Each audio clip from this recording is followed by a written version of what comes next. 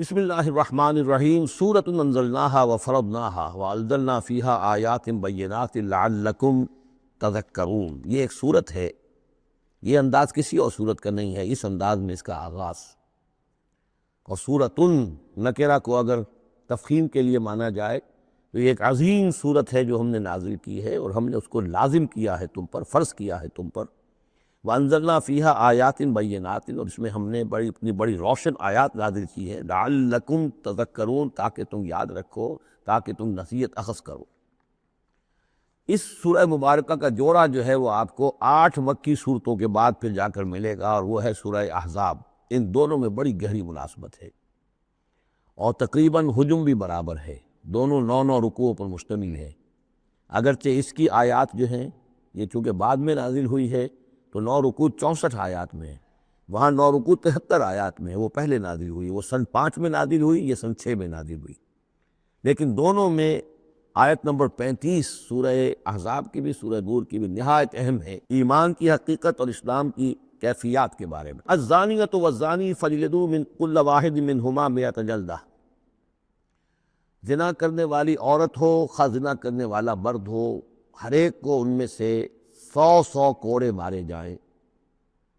وَلَا تَأْخُذْكُمْ بِهِمَا رَأْفَةٌ فِي دِینِ اللَّهِ، اور تمہیں اللہ کے اس دین کے معاملے میں نہ روک دے کوئی شے ان کے اوپر مہربانی کے راستے سے، نہ تمہیں روک لے، پکڑ لے۔ لا تأخذکم بہما، ان کے ساتھ نرمی اور ان کے ساتھ شفقت، فی دین اللہ، اللہ کے دین میں۔ یہ اللہ کا دین ہے، اللہ کی شریعت ہے، یہ اللہ کی حد ہے، اور اس حد کے اجرا میں کسی کی ہمدردی، کسی کے ساتھ تمہارا تعلق، تمہاری دل کی نرمی، تمہاری شفقت، یہ کہیں آڑے نہ آ جائے۔ ان کنتم تؤمنون باللہ والیوم الآخر، اگر تم ایمان رکھتے ہو اللہ پر اور یوم آخر پر۔ یہ جو حد ہے یہ ہے اصل میں زانی زانیہ جو غیر شادی شدہ ہو اس کے لیے 100 کوڑے، یہ حد ہے جو قرآن میں آئی ہے۔ زانی اور زانیہ اگر شادی شدہ ہے تو اس کی حد قرآن میں نہیں ہے، لیکن وہ سنت رسول صلی اللہ علیہ وسلم سے ثابت ہے، اور شریعت اسلامی کا چونکہ جو اس کی سورسز ہیں، اس کی ایک بنیاد ہے اللہ کی کتاب، اور دوسری بنیاد جو انڈیپینڈنٹلی قرآن مجید سے آزاد ہو کر ایک مستقل بنیاد ہے، مستقل سورس ہے، وہ سنت رسول ہے صلی اللہ علیہ وسلم۔ تو رجم کا جو حکم ہے وہ سنت سے ہے، اور جیسا کہ میں آپ کو بتا چکا ہوں اصل میں یہ اس قاعدہ کلیہ کے تحت ہے کہ سابقہ شریعت میں، شریعت موسوی میں بعض احکام وہ تھے کہ جن کی نفی نہیں آئی ہے، انہیں جو کہ نبی اکرم صلی اللہ علیہ وسلم نے اس امت کے اندر بھی جاری رکھا ہے۔ ان میں سے یہ 2 حکم جو ہیں بہت اہم ہیں، ایک قتل مرتد کا حکم ہے، اور دوسرے زانی اور زانیہ جو شادی شدہ ہو اس کے سنسار کیے جانے کا حکم ہے۔ وَلْيَشْهَدْ عَذَابَهُمَا طَائِفَةٌ مِّنَ الْمُؤْمِنِينَ، اور چاہیے کہ جب انہیں یہ حد جاری کی جا رہی ہو، سزا دی جا رہی ہو، تو اس وقت موجود رہیں اور دیکھیں کچھ لوگ اہل ایمان میں سے، یعنی یہ پبلک میں ہو، اس لیے کہ اصل میں جو فلسفہ ہے اسلام میں جو سزاؤں کا اور تعزیرات کا، حدود کا، وہ ڈیٹرنٹ کا ہے، کہ ایسی سزا ہو کہ جس سے بہت سوں کو عبرت ہو جائے۔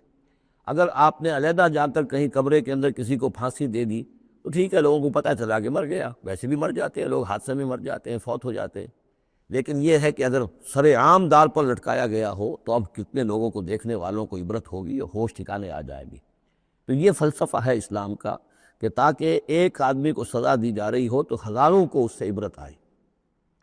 الزانی لا ينکح الا زانیۃ او مشرکۃ، کسی زانی شخص کے لیے روا نہیں ہے کہ وہ شادی کرے مگر کسی زانیہ عورت سے یا مشرکہ سے۔ یہ کسی قانون کے درجے میں بات نہیں ہے، بلکہ یہ ایک اخلاقی طور پر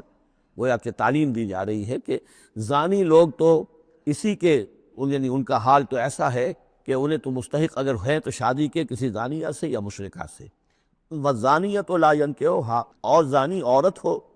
تو وہ بھی اس لائق نہیں ہے کہ اس سے کوئی نکاح کرے مگر صرف بدکار مرد یا مشرک۔ وَحُرِّمَ ذَلِكَ عَلَى الْمُؤْمِنِينَ، اور یہ دونوں جو ہیں زانی مرد اور زانی عورتیں یہ تو حرام کر دی گئی ہیں مومنین کے حق میں، اللہ یہ کہ کوئی توبہ کرے، جو بھی ہے معاملہ وہ علیحدہ ہے اس سے۔ وَالَّذِينَ يَرْمُونَ الْمُحْصَنَاتِ ثُمَّ لَمْ يَأْتُوا بِأَرْبَعَةِ شُهَدَاءَ، اور جو لوگ جو خاندانی عورتیں ہوں، حفاظت میں ہوں کسی خاندان کے اور نکاح کے قید میں ہوں، چاہے نکاح کے قید میں ہوں تو ڈبل احسان ہو گیا کہ خاندانی بھی ہے اور دوسرے یہ کہ نکاح کی قید میں بھی ہے، نکاح کی حفاظت بھی انہیں حاصل ہے۔ نہیں تو یہ کہ خیر شادی شدہ ہے لیکن کسی شریف خاندان سے ہے، آزاد خاندان سے ہے، اگر ان کی عورتوں میں کوئی شخص جو ہے ان پر عیب لگائے، زنا کا الزام لگائے، اور پھر وہ نہ لا سکے، ثم لم یاتوا باربعۃ شہداء، 4 شہید نہ لا سکے، فجلدوہم، تو پھر اب ان کو کوڑے مارو، 80 جلدہ، 80 کوڑے، 80 دبرے، ولا تقبلوا لہم شہادۃ ابدا، اور ان کی شہادت اب کبھی آئندہ قبول نہ کرو، واولئک هم الفاسقون، اور یقیناً یہی لوگ فاسق اور نافرمان ہیں۔ یعنی زنا کا الزام اگر لگایا جا رہا ہو تو پھر جو الزام لگانے والا ہے اسے 4 گواہ چشمدید پیش کرنے ہوں گے۔ اگر وہ 4 چشمدید گواہ پیش نہیں کر سکتا تو گویا کہ اب یہ قذف کہلائے گا کہ اس نے ایک الزام لگایا ہے جس پر ثابت نہیں کر سکا، لہٰذا اس جرم کی سزا 80 کوڑے، کتنے قریب چلا گیا ہے۔ اور اس میں حکمت یہ معلوم ہوتی ہے کہ اگر فرض کیجئے کسی معاشرے میں، مسلمان معاشرے میں کسی لوگوں سے غلطی ہو گئی ہے، اس غلطی کا چرچا نہیں ہونا چاہیے الا یہ کہ اس کے لیے ثبوت موجود ہو کہ اسے کیفر کردار تک پہنچایا جا سکے۔ اگر تو ثبوت اتنا ہے کہ سزا دی جا سکے تو ضرور، لیکن اگر نہ ہو تو خاموش رہو، ورنہ یہ کہ خامخواہ برائی کا چرچا ہو جائے گا جبکہ اس کا سد باب ممکن نہیں ہے، اس کی سزا دینی ممکن نہیں ہے، تو اس میں سکوت جو ہے وہ بہتر ہے۔ الا الذین تابوا، سوائے ان کے کہ جو توبہ کر لیں، من بعد ذالک، اس کے بعد وہ اصلحوا، اصلاح کر لیں، یعنی یہ کہ کبھی کسی زمانے میں ان سے یہ غلطی ہو گئی تھی، انہوں نے کوئی تہمت لگائی تھی زنا کی اور 4 گواہ پیش نہیں کر سکے، طویل عرصے تک جو ہے ان کی گواہی پھر کسی بھی اسلامی عدالت میں قبول نہیں کی گئی، لیکن بعد میں ان کی روش ایسی رہی ہے، رویہ ایسا رہا ہے، انہوں نے اصلاح کر لی ہے، توبہ کر لی ہے، اب وہ قابل اعتماد ہیں، تو یہ جو معاملہ ہے اس پر سے ختم ہو جائے گا، ان کی گواہی بعد میں قبول کی جا سکے گی۔ فإن اللہ غفور الرحیم، تو اللہ غفور اور رحیم ہے۔ والذین یرمون ازواجہم ولم یکن لہم شہداء الا انفسہم، اب ایک خاص معاملہ آ رہا ہے کہ کسی شوہر نے اپنی بیوی کو دیکھا ہو زنا کرتے ہوئے، وہ الزام لگائے کہ میں نے دیکھا ہے اپنی بیوی کو زنا کرتے ہوئے، درحال ہے کہ اس کے پاس 3 اور گواہ نہیں ہیں، لیکن چونکہ یہ معاملہ ہے شوہر اور بیوی کا، اگر کسی اور عورت کا ہوتا تو اس کے اوپر 80 درے لگتے اس کو کہ اس نے الزام لگایا ہے، چاہے وہ چشمدید ہے، چاہے اس نے دیکھا ہے، لیکن 3 گناہ اور نہیں لا سکا، 3 گواہ نہیں لا سکا ہے تو درے لگے گے 80۔ لیکن معاملہ کیونکہ بیوی کا ہے، اس کے لیے خاص قانون ہے، اس کو لعان کہتے ہیں۔ وہ یہ ہے کہ والذین یرمون ازواجہم، جو الزام لگائیں زنا کا اپنی بیویوں پر، ثم ولم یکن لہم شہداء، اور ان کے پاس گواہ موجود نہ ہو، الا انفسہم، سوائے ان کی اپنی جانوں کے، انہوں نے خود دیکھا ہے، فشہادۃ احدہم 4 شہادات باللہ، تو یہ ایک شخص کی گواہی بھی 4 گواہیاں شمار کی جائیں گی جبکہ وہ قسم کھائے اللہ کی، انہ لمن الصادقین، کہ وہ سچا ہے، حلفیہ بیان کرے۔ والخامسۃ، اور 5ویں بات یہ کہ وہ یہ کہے کہ ان لعنت اللہ علیہ ان کان من الکاذبین، کہ اگر میں جھوٹا ہوں تو مجھ پر اللہ کی لعنت ہو۔ 4 مرتبہ قسم کھا کر گواہی دینا گویا کہ وہ 4 گواہوں کی گواہی کے قائم مقام ہو جائے گا، جبکہ پھر وہ یہ بھی کہے کہ اگر میں جھوٹا ہوں تو اللہ کی لعنت مجھ پر ہو، اللعنت اللہ علی الکاذبین ان کان من الکاذبین۔ وَيَدْرَؤُ عَنْهَا الْعَذَابَ، اب عورت کیا کرے گی جس کے اوپر اس کی بیوی جو ہے اس پر جو الزام لگایا گیا ہے، اگر وہ اس پر سے عذاب ٹل جائے گا، ٹل جائے گی سزا اور یہ حد عورت سے، ان تشہد 4 شہادات باللہ، کہ وہ بھی قسم 4 مرتبہ کھائے اللہ کی، انہ لمن الکاذبین، کہ یہ میرا شوہر جو مجھ پر الزام لگا رہا ہے جھوٹا ہے۔ والخامسۃ، اور 5ویں بات وہ یہ کہے ان غضب اللہ علیہا ان کان من الصادقین، کہ اگر میرا یہ شوہر اس الزام میں سچا ہے تو مجھ پر اللہ کا غضب آئے۔ اس انداز میں پھر یہ کہ عورت کے اوپر پھر حد جاری نہیں ہوگی، اور اگر شوہر کے 4 قسمیں کھا کر الزام لگانے اور پھر یہ کہ اللہ تعالیٰ کی لعنت اپنے اوپر طلب کرنے اگر جھوٹا ہو، اس کے بعد اگر بیوی خاموش رہتی ہے، وہ جوابی طور پر قسم نہیں کھاتی 4، اور نہ یہ کہتی ہے کہ اگر یہ سچا ہو تو مجھ پر اللہ کا غضب ہو، تو پھر اس پر حد جاری ہو جائے گی۔ لیکن اگر وہ بھی قسم کھا لے 4 قسمیں، اور یہ کہ ساتھ ہی یہ بھی کہے کہ اگر یہ سچا ہو اور واقعی اس کا الزام درست ہو مجھ پر، تو مجھ پر اللہ کا غضب نازل ہو جائے، تو پھر یہ کہ عذاب ٹل جائے گا، دنیا کی سزا اسے نہیں ملے گی۔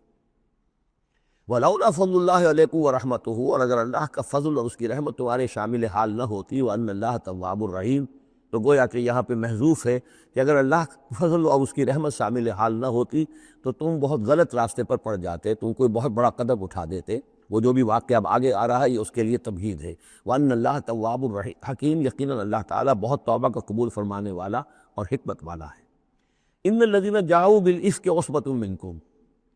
جن لوگوں نے یہ طوفان اٹھایا ہے، جن لوگوں نے تہمت تراشی ہے حضرت عائشہ صدیقہ رضی اللہ تعالی عنہا پر، یہ تمہارا ہی ایک گروہ ہے، تم ہی میں سے ہیں۔ لا تحسبوہ شرا لکم، اسے تم اپنے لیے برا نہ سمجھو، بل ہوا خیر لکم، بلکہ یہ بھی تمہارے لیے خیر ہے۔ اس کے ذریعے سے اللہ تعالیٰ تمہارے سامنے اب اس ضمن میں ہدایات دے گا، قوانین بتا دے گا، شریعت کے جو احکام ہیں وہ نازل ہو رہے ہیں، اس کے لیے گویا کہ یہ واقعہ جو ہے ایک تقریب بن گیا، ایک ذریعہ بن گیا۔ واقعہ اچھی طرح نوٹ کر دیجئے کہ غزوہ بنی مستلق میں حدود سن 6 کا ہے یہ واقعہ، ہجری کا، تشریف لے گئے تھے۔ جب وہاں سے واپس آ رہے تھے تو جہاں رات کو ایک جگہ پر قیام تھا، اور حضرت عائشہ صدیقہ جو ہے ایک ہودج میں علیحدہ ہوتی تھی، جیسے جس کو کہ اٹھا کر جو لوگ آتے تھے حمال، وہ اٹھا کر اسے اونٹ پر رکھ دیتے تھے، اور جہاں پر پڑا ہوا وہ ہودج اونٹ پر سے اتار کر نیچے رکھ دیا۔ تو رات کو کہیں قضائے حاجت کے لیے نکلی، پیشاب وغیرہ کی حاجت ہوئی، وہ کہیں گئی، وہاں کو دیر لگ گئی، اور دیکھا واپس آ کر تو کہیں ہار اپنا گر گیا تھا۔ اس ہار کو دیکھنے کے لیے واپس گئیں، اتنی دیر میں وہ حمال آئے، اور حضرت عائشہ بہت دبلی پتلی تھی، انہیں اندازہ نہیں ہوا کہ اس ہالج میں اس وقت ام المومنین موجود نہیں ہے۔ انہوں نے اٹھایا، اور وہ کوچ کا وقت ہو گیا تھا، اونٹ کے اوپر رکھا اور قافلہ چل دیا۔ اب جب یہ آئیں واپس تو اب دیکھا کہ وہ تو قافلہ جا چکا، ہکا بکا، اب کیا کریں، تنہا ہے، رات کا وقت ہے۔ اس وقت انہوں نے بڑی عقل مندی سے کام لیا کہ اب اگر میں قافلے کے پیچھے دوڑی چلی تو پتہ نہیں میں کسی غلط راستے پہ مڑ جاؤں، اور پھر وہ تلاش بھی نہیں کر سکیں گے مجھے، تو بہتر یہ کہ میں یہیں پر بیٹھی رہوں، تاکہ انہیں جب بھی خیال ہوگا کہ اس حودج کے اندر جو ہے ام المومنین عائشہ صدیقہ موجود نہیں ہے تو وہ تلاش میں پھر یہیں آئیں گے۔ تو وہاں بیٹھی ان کی، رات کا وقت تھا، نیند آ گئی، سو گئی، اس سے آپ کا چہرہ بھی کھل گیا۔ تو ایک صاحب تھے صحابہ میں سے، صفوان ابن معطل، ان کی ڈیوٹی یہ ہوتی تھی کہ وہ لشکر کے پیچھے پیچھے چلتے تھے۔ لشکر چل رہا ہے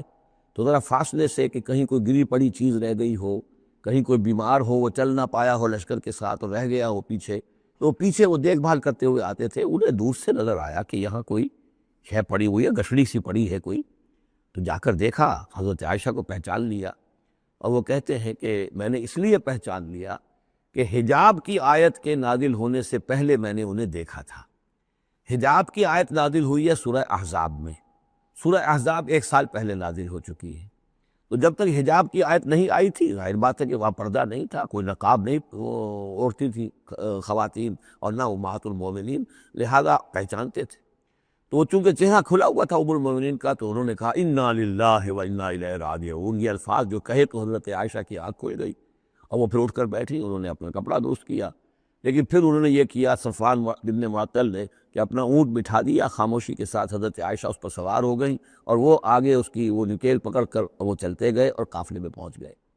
وہاں عبداللہ ابن ابی نے شور مچا دیا کہ خدا کی قسم تمہارے نبی کی یہ بیوی جو بچ کر نہیں آئی ہے، مطلب یہ کہ یہ تو اب یہ معاملہ جو رہا ہے، تنہائی رہی ہے، علیحدہ رہے ہیں، تو گویا کہ زنا کا معاملہ ہو گیا ہے۔ یہ اس کی جو بھی اس کی گندی سوچ تھی، ظاہر بات ہے کہ مکھی تو گندگی پر بیٹھتی ہے، اس کو تلاش رہتی ہے گندگی کی، اس کے لیے تو یہ ایک موقع مل گیا اسکینڈل اٹھانے کا۔ یہ اسکینڈل بڑھتے بڑھتے ایک طوفان بن گیا، اور اس میں بعض جو ہے بہت ہی مخلص لوگ بھی، حضرت حسان ابن ثابت رضی اللہ تعالیٰ عنہ جو دربار نبی کے گویا کہ سرکاری شاعر تھے، ان کا بھی معاملہ اس کے اندر ایسا ہو گیا کہ وہ بھی ملوث ہو گئے۔ تو یہ ہے واقعہ اس کا۔ لیکن اس کے بعد قرآن مجید میں پھر یہ آیات نازل ہوئی، اللہ تعالیٰ نے برات کر دی، اور پھر یہ کہ ان کی پاک دامنی اور پاک بازی جو ہے وہ ثابت ہو گئی، اور اس کے بعد یہ معاملہ رفع دفع ہو گیا۔ ان الذین جاؤوا بالافک عصبۃ منکم لا تحسبوہ شرا لکم بل ہوا خیر لکم لکل امرئ منہم ما اکتسب من الاثم، اس میں جس شخص نے بھی جو گناہ کمایا ہے وہ اس کو مل جائے گا، اس کے حصے میں درج ہو جائے گا۔ والذی تولی کبرہ، اور جس نے اس کا سب سے بڑا حصہ وصول کیا، یہ ہے عبداللہ ابن ابی، جس نے اسکینڈل اٹھایا اور اسے بڑی قوت کے ساتھ، شدت کے ساتھ پھیلایا۔ والذی تولی کبرہ منہم لہ عذاب عظیم، اس کے لیے تو پھر بہت بڑا عذاب ہے۔ لولا اذ سمعتموہ، مسلمانوں تمہیں کیا ہو گیا، کیوں نہ ایسا ہوا کہ جب تم نے یہ سنا تھا، ظن المؤمنون والمؤمنات بانفسہم خیرا، تو مومن مرد اور مومن عورتیں اپنے بارے میں اچھا گمان کرتی، یعنی یہ کہ حضرت عائشہ کے بارے میں ان کے بارے یہ گمان ہونا چاہیے تھا، انہیں فوراً کہہ دینا چاہیے تھا، وقالوا ھذا افک مبین، اور وہ کہتے فوراً کہ یہ تو کوئی بہت بڑی تہمت ہے۔ لولا جاؤ علیہ باربعۃ شہداء، کیوں نہیں وہ لے کر آئے 4 گواہ، اگر تو ان کے پاس گواہ تھے یہ بات کہنے کے لیے تب تو زبان کھولنی چاہیے تھی، اگر 4 گواہ نہیں تھے تو انہیں زبان بند رکھنی چاہیے تھی۔ فَإِذْ لَمْ تَأْتُوا بِالشُّهَدَاءِ، اس لیے کہ یہ 4 گواہوں والی آیت جو ہے یہ سورہ نساء میں اتر چکی تھی، سورہ نساء سن 4 میں آ چکی ہے۔ وہ ابتدائی احکام جو تھے کہ 4 گواہ ہونے چاہیے اس معاملے کے اندر، یہ آیت سورہ نساء میں آ چکی ہے۔ تو فرمایا کہ یہ کیوں نہیں 4 گواہ لے کر آئے؟ فَإِذْ لَمْ تَأْتُوا بِالشُّهَدَاءِ، اگر وہ 4 گواہ نہیں لا سکے، فَأُولَٰئِکَ عِندَ اللہِ هُمُ الْكَاذِبُونَ، تو یقیناً اللہ کے نزدیک اور قانون اسلامی کے نزدیک پھر وہی جھوٹے ہیں۔ وَلَوْلَا فَضْلُ اللہِ عَلَيْكُمْ وَرَحْمَتُهُ، اور اگر نہ ہوتا اللہ کا فضل اس کی رحمت تمہارے شامل حال فی الدنیا والآخرہ، دنیا میں اور آخرت میں بھی، لَمَسَّكُمْ فِيمَا أَفَضْتُمْ، تو تم پر پڑتی اس چیز پر کہ جس کا چرچا تم نے کیا ہے، عذاب عظیم، بہت بڑا عذاب۔ اس تلقونہ بألسنتکم، یہ اصل میں انسانوں کی ایک عام کمزوری ہوتی ہے، اس طرح کی بات جو ہے بس ادھر سے سنی ادھر بیان کر دی، ادھر سے آگے بیان ہو گئی، جنگل کی آگ کی طرح اس قسم کی خبریں جو ہیں وہ پھیل جاتی ہیں۔ اس تلقونہ بألسنتکم، جبکہ تم اسے لے رہے تھے اپنی زبانوں سے، یعنی یہ کہ ایک زبان سے دوسری زبان کو، اور زبان سے نکلی اور کوٹھے چڑھی والی جو ایک کہاوت ہمارے ہاں ہے، اس طریقے سے آسانی سے وہ بات پھیلتی چلی گئی۔ وَتَقُولُونَ بِأَفْوَاهِكُمْ، اور تم کہہ رہے تھے اپنے منہوں سے، مَا لَيْسَ لَكُمْ بِهِ علم، جس کے لیے تمہارے پاس کوئی علم نہیں تھا، کوئی دلیل نہیں تھی، کوئی بنیاد نہیں تھی، کوئی گواہی نہیں تھی، کوئی معلومات کی کوئی سورسز نہیں تھی۔ وَتَحْسَبُونَهُ هَيِّنًا، اور تم اسے سمجھ رہے تھے کہ بہت ہلکی بات ہے، معمولی سی بات ہے۔ وَهُوَ عِندَ اللہِ عَظِيمٌ، جبکہ یہ اللہ کے نزدیک بہت بڑی بات ہے۔ کسی پر بھی، کسی مسلمان خاتون پر بھی اس طرح کی تہمت لگا دینا بہت بڑی بات ہے، کھجا یہ کہ بازی بارش بابا ہم بازی، کہ ام المومنین عائشہ صدیقہ رضی اللہ تعالی عنہ، زوج رسول صلی اللہ علیہ وسلم، اب یہ چیز جو ہے بہت بڑی ہے۔ وَلَوْلَا إِذْ سَمِعْتُمُوهُ وَقُلْتُم مَّا يَكُونُ لَنَا أَن نَّتَكَلَّمَ بِهَٰذَا، کیوں نہ ایسا ہوا کہ جب تم نے یہ سنا تھا تو تم کہتے کہ ہمارے لیے بالکل جائز نہیں ہے کہ ہم یہ بات زبان سے نکالیں۔ سبحانک، اللہ تو پاک ہے، ھذا بہتان عظیم، یقیناً یہ بہت بڑا بہتان ہے۔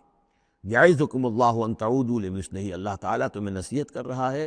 مبادا تم دوبارہ پھر اس قسم کی کسی معاملے کے اندر اسی طریقے سے اعادہ کرو اور دوبارہ اسی کوئی حرکت کرو، ابداً کبھی بھی، ان کنتم مؤمنین، اگر تم مومن ہو۔ وَيُبَيِّنُ اللَّهُ لَكُمُ الْآيَاتِ، اور اللہ تعالیٰ تمہارے لیے اپنی آیات کو واضح کر رہا ہے، واللہ علیم حکیم، اللہ علیم اور حکیم ہے۔ ان الذین یحبون ان تشیع الفاحشۃ فی الذین آمنوا لہم عذاب علیم،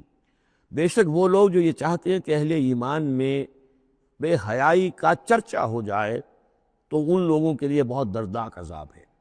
ایک تو یہ کہ بے حیائی پھیل جائے، تشیع الفاحشہ شائع ہو جائے، بے حیائی عام ہو جائے، جو لوگ اس کے لیے، اب ظاہر بات ہے کہ آج کل تو کاروبار کے لیے، اپنے اخبار بیچنے کے لیے، اس کی جو ہے اشاعت بڑھانے کے لیے نئی سے نئی قسم کی رنگین تصویریں شائع کی جا رہی ہیں، یہ سارا کچھ ہو رہا ہے۔ کسی شے کا اشتہار دینا ہو، عورت کی تصویر ساتھ ہوگی،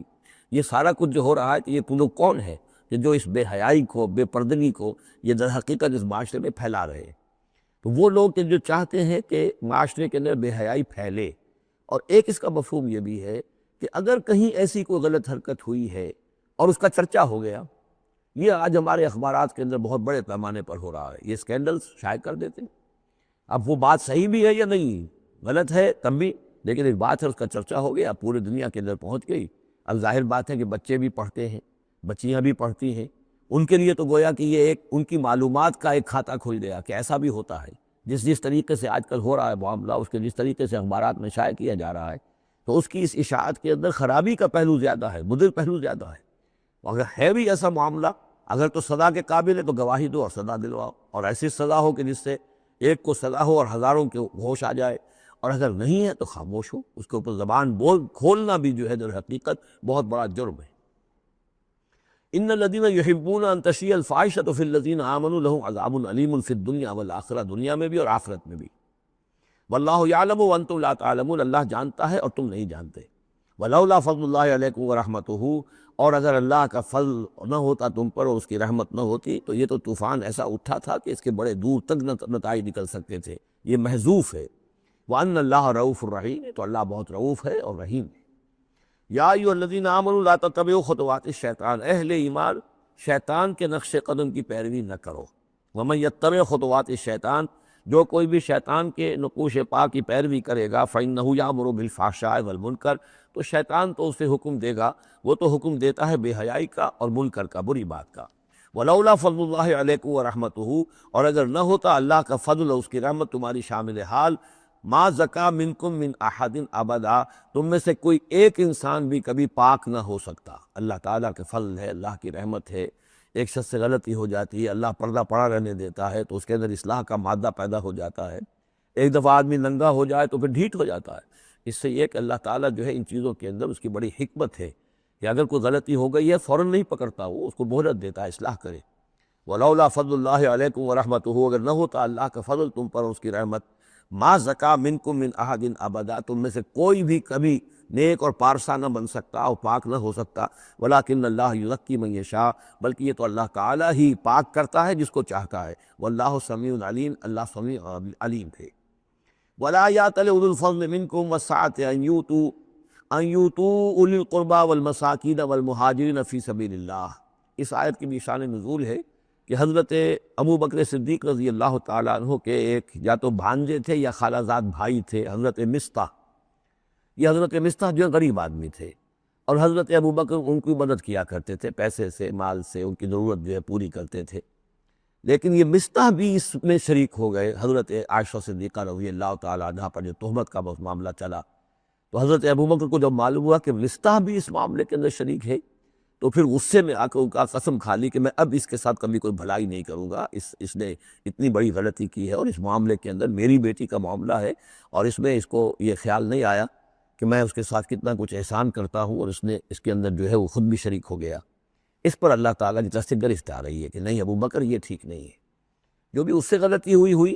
لیکن تم جو نیک کام کر رہے تھے اس کا کیوں قسم کھاتے ہو کہ اس کے اندر تم مدد نہیں کرو گے۔ ولا یأتل اولو الفضل منکم، اور نہ قسم کھائیں جو فضل والے ہیں، درجے والے ہیں تم میں سے، جن میں اللہ نے فضیلت دی ہے، نیکی میں بھی، ایمان میں بھی فضیلت دی ہے، دولت میں بھی فضیلت دی ہے، وسعت، اور جنہیں کشادگی دی ہے، مال کی کشادگی دی ہے، ان یؤتوا اولی القربی، کہ وہ کوئی صلہ رحمی کریں اپنے قرابت داروں کے ساتھ، کچھ دیں مال اور صدقہ و خیرات دیں اپنے قرابت داروں کو، والمساکین والمہاجرین، اور محتاجوں کو اور وطن چھوڑنے والے مہاجرین کو، فی سبیل اللہ، اللہ کی راہ میں۔ تو یہ قسم نہ کھائیں۔ ولیعفوا ولیصفحوا، انہیں چاہیے کہ معاف کر دیں اور درگزر سے کام لیں۔ الا تحبون ان یغفر اللہ لکم،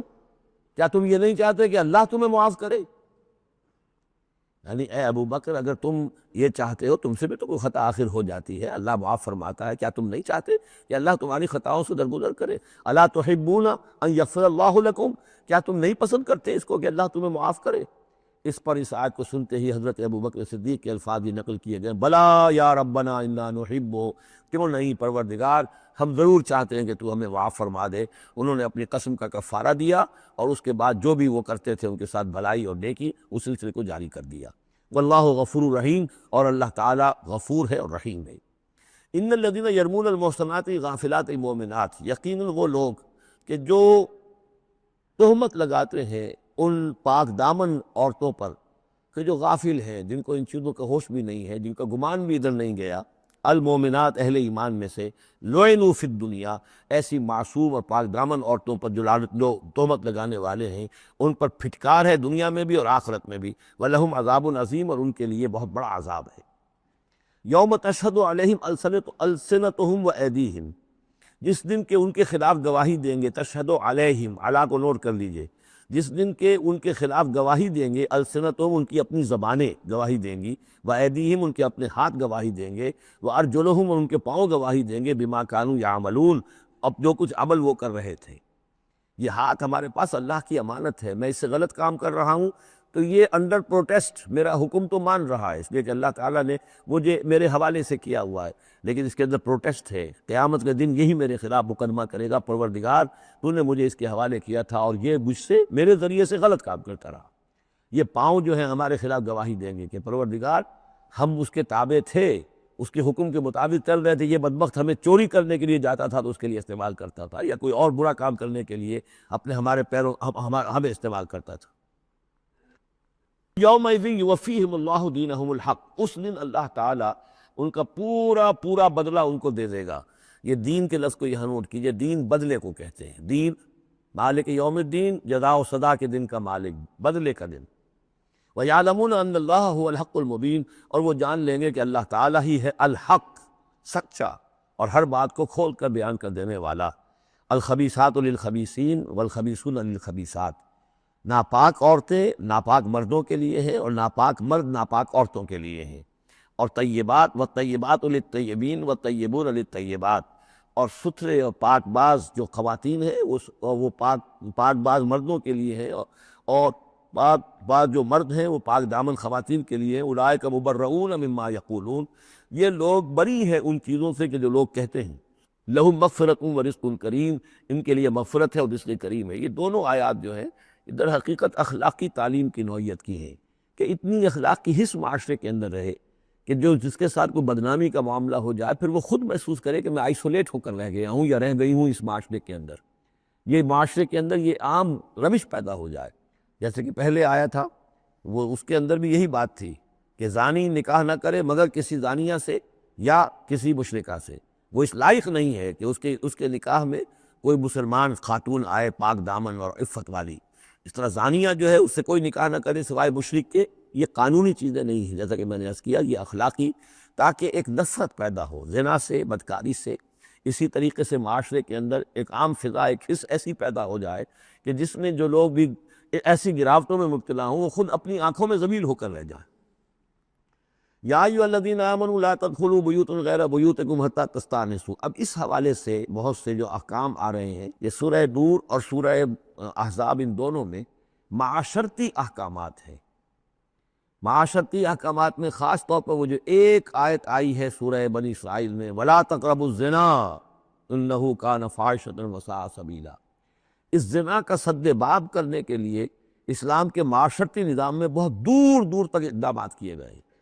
قریب مت جاؤ زنا کے، یعنی زنا کو ایریڈیکیٹ کرنا معاشرے میں یہ ایک بہت بڑا آبجیکٹو ہے، اور اس کے لیے دور دور تک اقدامات، مثلا پردہ ہے، ستر ہے، لباس کے احکام دیے گئے ہیں۔ معاشرہ جو ہے ہمارا جو ہے وہ مکسڈ سوسائٹی نہ ہو، مخلوط معاشرہ نہ ہو، مردوں کی ذمہ داریاں علیحدہ ہیں، عورتوں کی علیحدہ ہیں، معاشرہ جو ہے سیگریگیٹڈ ہو، مردوں اور عورتوں کے درمیان اختلاط نہ ہو۔ یہ ساری چیزیں کس کے لیے ہیں؟ یہ اسی لیے ہے کہ یہ در حقیقت اس قدر شدید کشش ہے مرد اور عورت کے اندر، یہ اللہ نے جو دو جنسیں بنائی ہیں، اور اس میں یقیناً جو سیکس کا معاملہ اتنا پورٹنٹ موٹیو ہے کہ اس کو اگر پوری طریقے سے، جیسے گھوڑا بہت منہ زور ہو تو اسے بہت باندھ کر رکھنا پڑے گا اور بڑا اس کو کنٹرول کرنے کے لیے محنت کی ضرورت ہے، اسی طریقے سے اس سیکس کو ڈسپلن کرنا اور صحیح انداز میں اس کو جو ہے ہارنس کرنا، اور اس کے لیے یہ ہے کہ غلط راستوں سے اس کو بچانا، اس کے لیے بڑے دور دور تک احکام دیے گئے، اور یہ پورا معاشرتی نظام اسلام کا اسی بنیاد پہ قائم ہے۔ اب اسی میں سے مثلاً یہ گھر کی پرائیویسی بھی ہے، ایک گھر ہے، گھر میں ایک شوہر ہے، اس کی بیوی ہے، اب آپ فوراً چلے گئے سیدھے گھر کے اندر، نہیں، اے اہل ایمان مت داخل ہوا کرو گھروں میں اپنے گھروں کے سوا، حتیٰ تستانسوا، یہاں تک کہ بول چال کر لو، اجازت لے لو، وتسلموا علی اہلہا، اور اذن لینے کی اس وقت جو ہوتی تھی شکل وہ یہی کہ جا کر دروازے پر کہو السلام علیکم، معلوم ہوا کہ کوئی صاحب ہے کہ جو آئے ہیں ملنا چاہتے ہیں اور وہ اندر آنا چاہتے ہیں۔ اب اس کے بعد یہ کہ وہ اپنی آئیڈینٹی دیں اور پھر ان کو آنے کی اجازت دی جائے، یہ نہیں کہ بے دھڑک چلے جا رہے۔ ذالکم خیر لکم لعلکم تذکرون، یہی تمہارے لیے بہتر ہے تاکہ تم نصیحت حاصل کرو۔ فإن لم تجدوا فیہا احدا فلا تدخلوها، اگر اس گھر میں کوئی نہ ہو تو پھر اس میں داخل مت ہو، حتیٰ یؤذن لکم، یہاں تک کہ تمہیں اجازت دی جائے۔ جو گھر کا مالک ہے وہ اگر اجازت دے کہ ہاں میرا گھر اس وقت خالی ہے تم اس میں جا سکتے ہو، ورنہ یہ کہ خالی گھر کے اندر جہاں کوئی نہیں ہے داخلے کی اجازت نہیں ہے۔ وَإِن قِيلَ لَكُمْ، اور اگر کہا جائے تم سے ارجعوا، چلے جاؤ، لوٹ جاؤ، اس وقت میں ملنے کے لیے تیار نہیں ہوں یا میں اپنی کسی مشغولیت میں ہوں، فارجعوا، تو لوٹ جاؤ۔ اب دیکھیے یہ آداب ہیں۔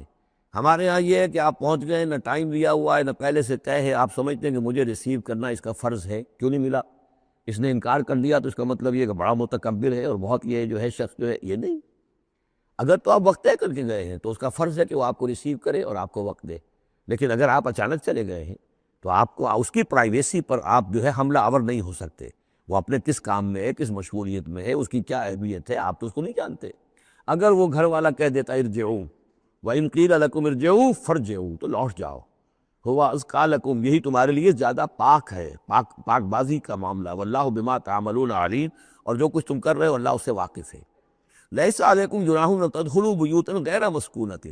اس میں کوئی حرج نہیں ہے کہ تم داخل ہو جایا کرو ایسے گھروں میں کہ جن میں سکونت نہیں ہے، جس میں کوئی لوگ رہتے نہیں ہیں، ریزیڈینشل نہیں ہے۔ اب گوڈاؤنز ہے، اب ایسا تو نہیں کہ گوڈاؤنز میں آپ نہیں جا سکتے، سامان پڑا ہوا گودام ہے آپ جا سکتے، فیہا متاع لکم، اس میں تمہارا سامان ہے، تو یہ وہی گودام والی بات ہو گئی۔ واللہ یعلم ما تبدون وما تکتمون، اور اللہ جانتا ہے جو تم ظاہر کرتے ہو جو کچھ تم چھپاتے ہو۔ یعنی قانون کی اصل روح کو دیکھنا چاہیے کہ یہ جو روکا جا رہا ہے کہ گھروں میں داخل نہ ہو، تو یہ اصل میں کہ پرائیویسی ہے گھر کی اور فیملی کی، اصل میں اس کو ملحوظ خاطر رکھا جا رہا ہے، نہ یہ کہ آپ کہیں کہ صاحب اب ہم گودام میں بھی داخل نہیں ہو سکتے جب تک کہ پرمیشن جو لکھی ہوئی ہے وہ ہمیں مل نہ جائے۔ قل للمؤمنین یغضوا من ابصارہم، اہل ایمان سے یہ کہیے اے نبی کہ وہ اپنی نگاہوں کو ذرا نیچا رکھا کریں، وَيَحْفَظُوا فُرُوجَهُمْ، اور اپنی شرمگاہوں کی حفاظت کریں، ذَلِكَ أَزْكَىٰ لَهُمْ، یہی ان کے لیے زیادہ پاکیزہ ہے اور زیادہ بہتر ہے۔ ان اللہ خبیر بما یصنعون، یقیناً اللہ تعالیٰ باخبر ہے اس سے کہ جو وہ کر رہے ہیں۔ وَقُلْ لِلْمُؤْمِنَاتِ يَغْضُضْنَ مِنْ أَبْصَارِهِنَّ، اسی طرح مومن عورتوں سے بھی کہہ دیجئے وہ بھی اپنی نگاہیں نیچی رکھا کریں، وَيَحْفَظْنَ فُرُوجَهُنَّ، اور وہ بھی اپنے سطر کو پوری طریقے سے ملحوظ رکھیں اور اپنی شرمگاہوں کی حفاظت کریں۔ وَلَا يُبْدِينَ زِينَتَهُنَّ، اور انہیں نہیں چاہیے کہ وہ اپنی زینت اور سنگھار کو ظاہر کریں، الا ما ظہر منہا، سوائے اس کے کہ جو از خود ظاہر ہو جائے، وَلْيَضْرِبْنَ بِخُمُرِهِنَّ، اور چاہیے کہ وہ اپنے گریبانوں کے اوپر اپنی اوڑھنیوں کے بکل مار لیا کریں، بِخُمُرِهِنَّ عَلَى جُيُوبِهِنَّ، یہ خمرہن جمع ہے خمار کی، خمار کہتے ہیں اوڑھنی۔ ایک دوسرا لفظ جو ہے وہ آئے گا سورہ احزاب میں، ان دونوں الفاظ کو علیحدہ علیحدہ رکھیے۔ تو یہ ہے کہ اپنے گریبانوں کے اوپر، گویا کہ یہ بھی پرانا ہمیشہ سے لباس، عورت کے لباس میں اوڑھنی بھی تھی اور عورت کے لباس میں چادر بھی تھی۔ چادر وہ لے کر نکلتی تھی جب گھر سے باہر جاتی تھی، اور اوڑھنی وہ رکھتی تھی جب کہ گھر کے اندر ہوتی تھی۔ یہی جو ہماری تہذیب کے اندر ہے، یہ عرب کی تہذیب میں پہلے بھی تھا۔ چہرے کا پردہ نہیں تھا عرب میں، چادر وہ لے کے جاتی تھی تو چادر اپنے اوپر ڈالتی تھی، اور مرد بھی چادر کے بغیر نہیں ہوتے تھے، نہ کوئی مرد بغیر چادر کے نہ عورت، بلکہ چادر ہی سے ایک شخص کا رتبہ معین ہوتا تھا۔ کسی کی چادر بڑی شاندار ہے، دوشالہ اوڑھا ہوا ہے، بہت قیمتی ہے، تو وہ بڑا آدمی ہے، وہ سردار ہے۔ کسی کے بیچارے کی جو ہے معمولی سی چادر ہے۔ اور اسی لیے اس حدیث میں آتا ہے کہ جو شخص تکبر کرتا ہے، الکبر ردائی، تکبر جو ہے وہ تو میری چادر ہے، اور وہ یہ عرب میں یہ بڑا کسی شخص کی توہین کرنی ہوتی تھی اس کی چادر گھسیٹتے تھے، گویا کہ اس کی عزت جو ہے اس کو کھینچ لیا ہے۔ تو اللہ فرماتا ہے جو تکبر کرتا ہے وہ گویا میری چادر گھسیٹ رہا ہے میرے کندھے سے، اس درجے جو ہے اللہ تعالیٰ جو اس میں اپنی توہین محسوس کرتا ہے۔ تو وہ اپنی ان اوڑھنیوں کے بکل مار لیا کریں اپنے گریبانوں پر، یعنی یہ کہ یہ انسان کے لیے، عورت کے لیے، یہ اس کی زینت کا ایک بہت بڑا حصہ ہے، اس کی جو بھی چھاتی ہے اس کے لیے ایک اضافی کرتا اس نے پہنا ہوا ہے، لیکن کرتے کے اوپر مزید جو ہے یہ ایک بکل اس کی اوڑھنی کا ہو۔ وَلَا يُبْدِينَ زِينَتَهُنَّ، اس کے سینے کے اوپر یہ اضافی ہو جائے گا، وَلَا يُبْدِينَ زِينَتَهُنَّ، اور نہ وہ ظاہر کرے اپنی زینت کو۔ اب یہ ہے جو محرموں کی فہرست آ رہی ہے، جس کے سامنے عورت کھلے چہرے کے ساتھ آ سکتی ہے بلا حجاب، اور یہ اتنی طویل فہرست جو دی گئی ہے، آخر سوچنا چاہیے کہ اللہ تعالیٰ نے یوں ہی ایکسرسائز ان فیوٹیلٹی تو نہیں کی ہے۔ کیا فرق ہے اگر ایک عورت کے چہرے کا پردہ نہیں ہے، وہ باہر نکلتی ہے چادر لے کر، اور یہ کہ اس میں کسی اور کے ساتھ اس کا پردہ چہرے کا نہیں ہے، تو پھر یہ پوری فہرست دینے کی ضرورت کیا ہے؟ میرے نزدیک چہرے کا پردہ اسلام کے اندر لازم ہے، اور اس چہرے کے پردے سے مستثنیٰ ہیں یہ لوگ۔ کون لوگ مستثنیٰ ہیں؟ الا لبعولتہن، ان کے شوہر نمبر ایک، او آبائہن، یا ان کے باپ، اور باپ سے مراد باپ، دادا، چچا، یہ سب چلیں گے، او آبائے بعولتہن، یا ان کے شوہروں کے باپ، او ابنائہن، یا ان کے اپنے بیٹے، او ابنائے بعولتہن، یا ان کے شوہروں کے بیٹے، یعنی ان کے شوہروں کی کسی اور بیوی سے اولاد ہے، بیٹے ہیں، تو وہ بھی محرم ہے، وہ نامحرم نہیں ہے۔ او اخوانہن، یا ان کے اپنے بھائی، او بنی اخوانہن، یا ان کے بھائیوں کے بیٹے، او بنی اخواتہن، یا یہ ہو گئے، او بنی اخواتہن، یا ان کے بھانجے، او نسائہن، یا ان کی عورتیں، اپنی عورتیں، جان پہچان کی عورتیں، عام عورتیں نہیں ہیں، نسائہن، او ما ملکت ایمانہن، یا یہ کہ جو ان کے غلام اور ان کی لونیاں ہیں۔ اکثر و بیشتر اہل سنت کے نزدیک یہاں مرد غلام مراد نہیں ہے بلکہ لونیاں مراد ہے۔ اب التابعین غیر اولی الاربۃ، یا ایسے تابع لوگ جو کہ صرف خدمت گار ہیں، بعض اوقات ہوتا ہے خاندانی طور پر جو ہے وہ خدمت گار کرنے والے ہیں، باپ بھی کہیں ملازم تھا اسی گھر میں، اب اس کی اولاد بھی وہیں پر ہے، وہ بھی کام کر رہی ہے، بچپن سے وہیں پلے ہیں۔ ایسے لوگ ہوتے ہیں کہ جن کو واقعتاً پھر اس گھر کی خواتین سے اس طرح کا خیال کبھی نہیں آ سکتا کہ ان کے بارے میں وہ کوئی بری بات سوچے۔ ابھی تابعین غیر اولی الاربات، یا وہ تابع کہ جو کہ کوئی غرض نہیں رکھتے اس قسم کے معاملات سے، من الرجال مردوں میں سے، ابھی الطفل الذین لم یظہروا علی عورات النساء، یا وہ لڑکے کہ جو ابھی عورتوں کے جو مخفی معاملات ہیں ان سے واقف ہی نہیں، ابھی وہ جنسی جو بھی باتیں ہیں ان سے واقف نہیں ہیں۔ ولا یضربن، یہ اب یہ فہرست مکمل ہو گئی، یہ ہیں محرم لوگ جن کے سامنے عورت بغیر چہرے کے پردے کے آ سکتی ہے۔ باقی یہ کہ زینت جو خود بخود ظاہر ہو جائے، اب ظاہر ہے کہ آپ نے چادر بھی لی ہوئی ہے، کسی خاتون نے برقع بھی اوڑھا ہوا ہے، لیکن اب کسی کا قد ہے، ماشاءاللہ وہ قد ایسا ہے، سر قد ہے کوئی خاتون، تو وہ کہاں چھپائے گی اس قد کو، وہ تو ظاہر ہو جائے گا۔ جسم متناسب ہے، اب وہ جسم تو ظاہر ہو جائے گا۔ اس اعتبار سے ما ظہر اب انہا کو لوگوں نے لے لیا چہرے کے لیے، یہ بالکل غلط ہے۔ چہرے کا تو پردہ میرے نزدیک لازم ہے، اور یہ کہ باقی یہ کہ ان کے سامنے چہرے کے سمیت عورت آ سکتی ہے۔ باقی عورت جو ہے اپنے بیٹے کے سامنے بھی سوائے 3 اعضاء کے اور نہیں کھول سکتی، اپنے بھائی کے سامنے بھی نہیں کھول سکتی۔ چہرہ، یہ ہاتھ پونچھوں سے نیچے، اور پیر ٹخنوں سے نیچے، یہ جو 3 اعضاء ہیں یہ وہ ہیں کہ جس کو عورت نے یہ کھلے رکھ سکتی ہے، اپنے وہ بیٹے کے سامنے بھی، بھائی کے سامنے بھی، اور جو بھی رشتے گنائے گئے ہیں۔ لیکن یہ کہ اس سے آگے پھر جو ہے معاملہ وہ پھر شوہر کا ہے، اس سے آگے یعنی لباس کا معاملہ جو ہے جس سے کہ عورت جو ہے وہ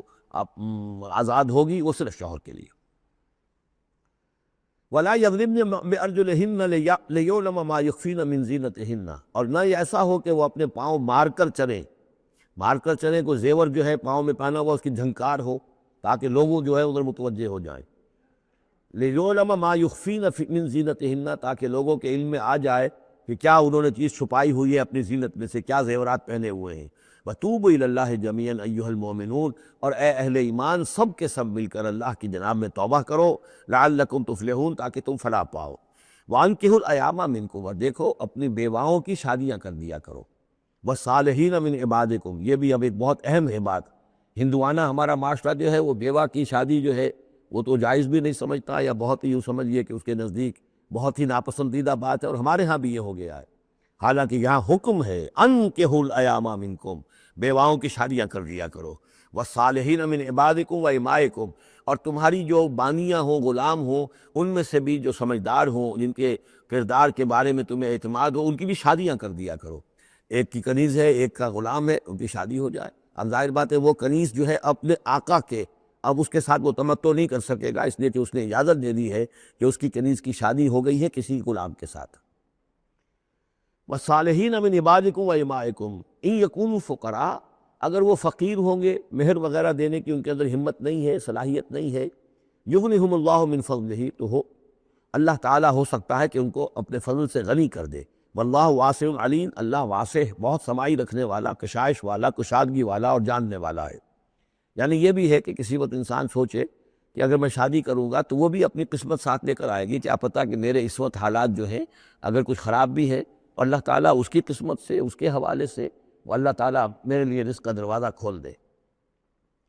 وَلْيَسْتَعْفِفِ الَّذِينَ لَا يَجِدُونَ نِكَاحًا، اور جو لوگ نکاح کی قدرت بالکل نہ رکھتے ہوں، شادی کر ہی نہ سکتے ہوں، کچھ بھی نہ ہو ان کے پاس، نہ کوئی گھر ہو جس میں کہ اپنی بیوی کو رکھ سکے، نہ کوئی نان نفقے کا سامان ہو، نہ کوئی مہر دے سکے، وَلْيَسْتَعْفِفْ، تو انہیں چاہیے کہ وہ اپنی عفت کی حفاظت کرے، پوری طریقے سے اپنے اس جو جنسی جذبے کو کنٹرول کریں۔ الَّذِينَ لَا يَجِدُونَ نِكَاحًا حَتَّى يُغْنِيَهُمُ اللَّهُ مِنْ فَضْلِهِ، یہاں تک کہ اللہ تعالیٰ انہیں اپنے فضل سے غنی کر دے۔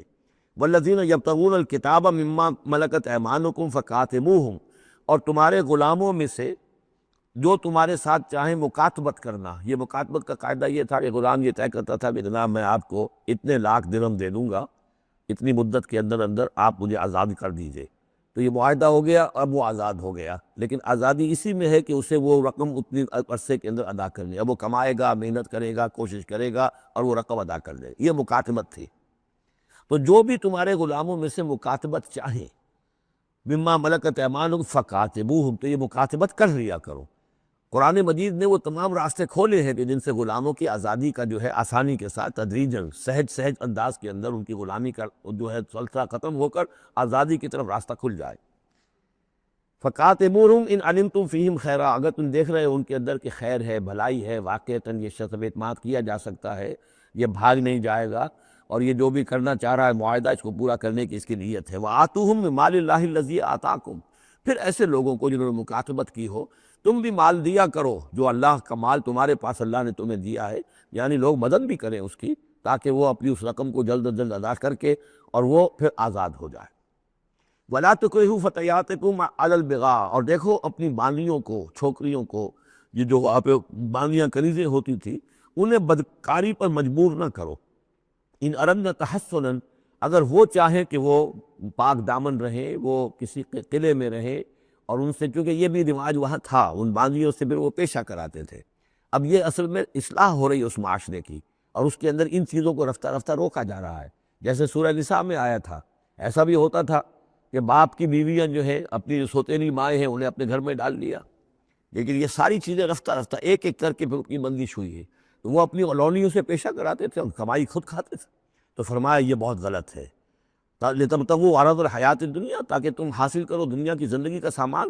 وَمَنْ يُكْرِهُنَّ فَإِنَّ اللَّهَ مِن بَعْدِ إِكْرَاهِهِنَّ غَفُورٌ رَحِيمٌ، اور اگر کوئی ان کو مجبور کرے گا اس کام کے لیے تو اللہ تعالیٰ ان کی اس مجبوری کی بنا پر ان کے حق میں غفور اور رحیم ہوگا۔ تم پر وبال آئے گا، جو کام یہ غلط کروائے گا وبال اس پر آئے گا۔ اگر وہ خود جو ہے مجبوراً کر رہی ہے اور وہ اس کے لیے ذہناً تیار نہیں ہے تو بہرحال اللہ اس کے حق میں غفور اور رحیم ہوگا۔ وَلَقَدْ أَنزَلْنَا إِلَيْكُمْ آيَاتٍ مُبَيِّنَاتٍ، اور دیکھو ہم نے نازل کر دی ہے تمہاری جانب یہ روشن آیات، وَمَثَلًا مِّنَ الَّذِينَ خَلَوْا مِن قَبْلِكُمْ، اور وہ ساری باتیں بھی ہم نے بتا دی ہیں کہ جو ان لوگوں میں تھیں جو تم سے پہلے تھے۔ یہ ساری گندگیاں، معاشرتی خرابیاں جو ہیں یہ پہلوں کے اندر بھی تھی، ہم نے ان سب کی نشاندہی کر دی ہے۔ وَمَوْعِظَةً لِّلْمُتَّقِينَ، اور اہل تقویٰ کے لیے ہم نے نصیحت یہ نازل فرما دی ہے۔ قَدْ جَاءَتْكُم مَّوْعِظَةٌ مِّن رَّبِّكُمْ وَشِفَاءٌ لِّمَا فِي الصُّدُورِ۔ اب یہ 5واں رکوع آ رہا ہے، اور یہ ہمارے اس منتخب نصاب کا جو دوسرا حصہ ہے، ایمان کی بحث، اس کے ضمن میں یہ بہت اہم درس ہے۔ اور یہ آیت نمبر 35 جو آ رہی ہے، یہ قرآن مجید کی عظیم ترین آیات میں سے ہے۔ اس سورہ مبارکہ کی بھی آیت نمبر 35 اور سورہ احزاب میں بھی بالکل ٹھیک یہی نمبر، آیت نمبر 35 آپ کو ملے گی۔ یہ ایمان پر اور وہ اسلام کی کیفیات پر قرآن مجید کی عظیم ترین آیات ہے۔ اللہ نور السماوات والارض، اللہ آسمانوں اور زمین کا نور ہے۔ مثل نور ہی، اس پر ایمان کی مثال، اس کے نور ایمان کی مثال ایسی ہے کہ مشکاتن، جیسے ایک طاق ہے، فیہا مصباح، اس میں ایک چراغ روشن ہے۔ المصباح فی زجاجہ، وہ چراغ جو ہے چمنی کے اندر ہے، شیشہ ہے اس کے اوپر، جیسے لالٹینیں ہوتی تھی پچھلے زمانے میں، گلوب کے ساتھ جو ہے وہ لیمپ ہوتے تھے۔ الزجاجۃ کأنہا کوکب دری، اور وہ شیشہ چمک رہا ہے جیسے کہ ایک چمکدار ستارہ ہو۔ یوقد من شجرۃ، اور اس مصباح میں، اس دیے میں، اس چراغ میں جلایا جا رہا ہے تیل، کس کا؟ ایک شجرہ مبارکہ زیتونہ کا، ایک ایسا مبارک درخت زیتون کا، لا شرقیۃ ولا غربیہ، جو نہ شرقی ہے نہ غربی ہے، یعنی یہ کہ درخت ہے، جھنڈ ہے ایک۔ اب اگر تو کچھ جھنڈ کے مشرق میں کوئی درخت ہے تو صبح کی دھوپ تو انہیں ملے گی، شام کی نہیں ہوگی۔ مغرب میں ہے تو شام کی دھوپ مل جائے گی، صبح کی نہیں ملے گی۔ ایک علیحدہ کھڑا ہوا ہے کوئی، جس کے نہ ادھر کوئی اور ہے نہ ادھر کوئی اور درخت ہے، تو پورے دن کی تمازت دھوپ کی جو ہے وہ جذب کر رہا ہے۔ اور ایسے درخت کا جو روغن زیتون ہوتا تھا وہ بہت صاف شفاف، اسی کی مثال دی جا رہی ہے، جو نہ شرقی ہے نہ غربی ہے، وہ کسی جانب سے اوٹ میں ہے ہی نہیں۔ یکاد زیتھا یضیء،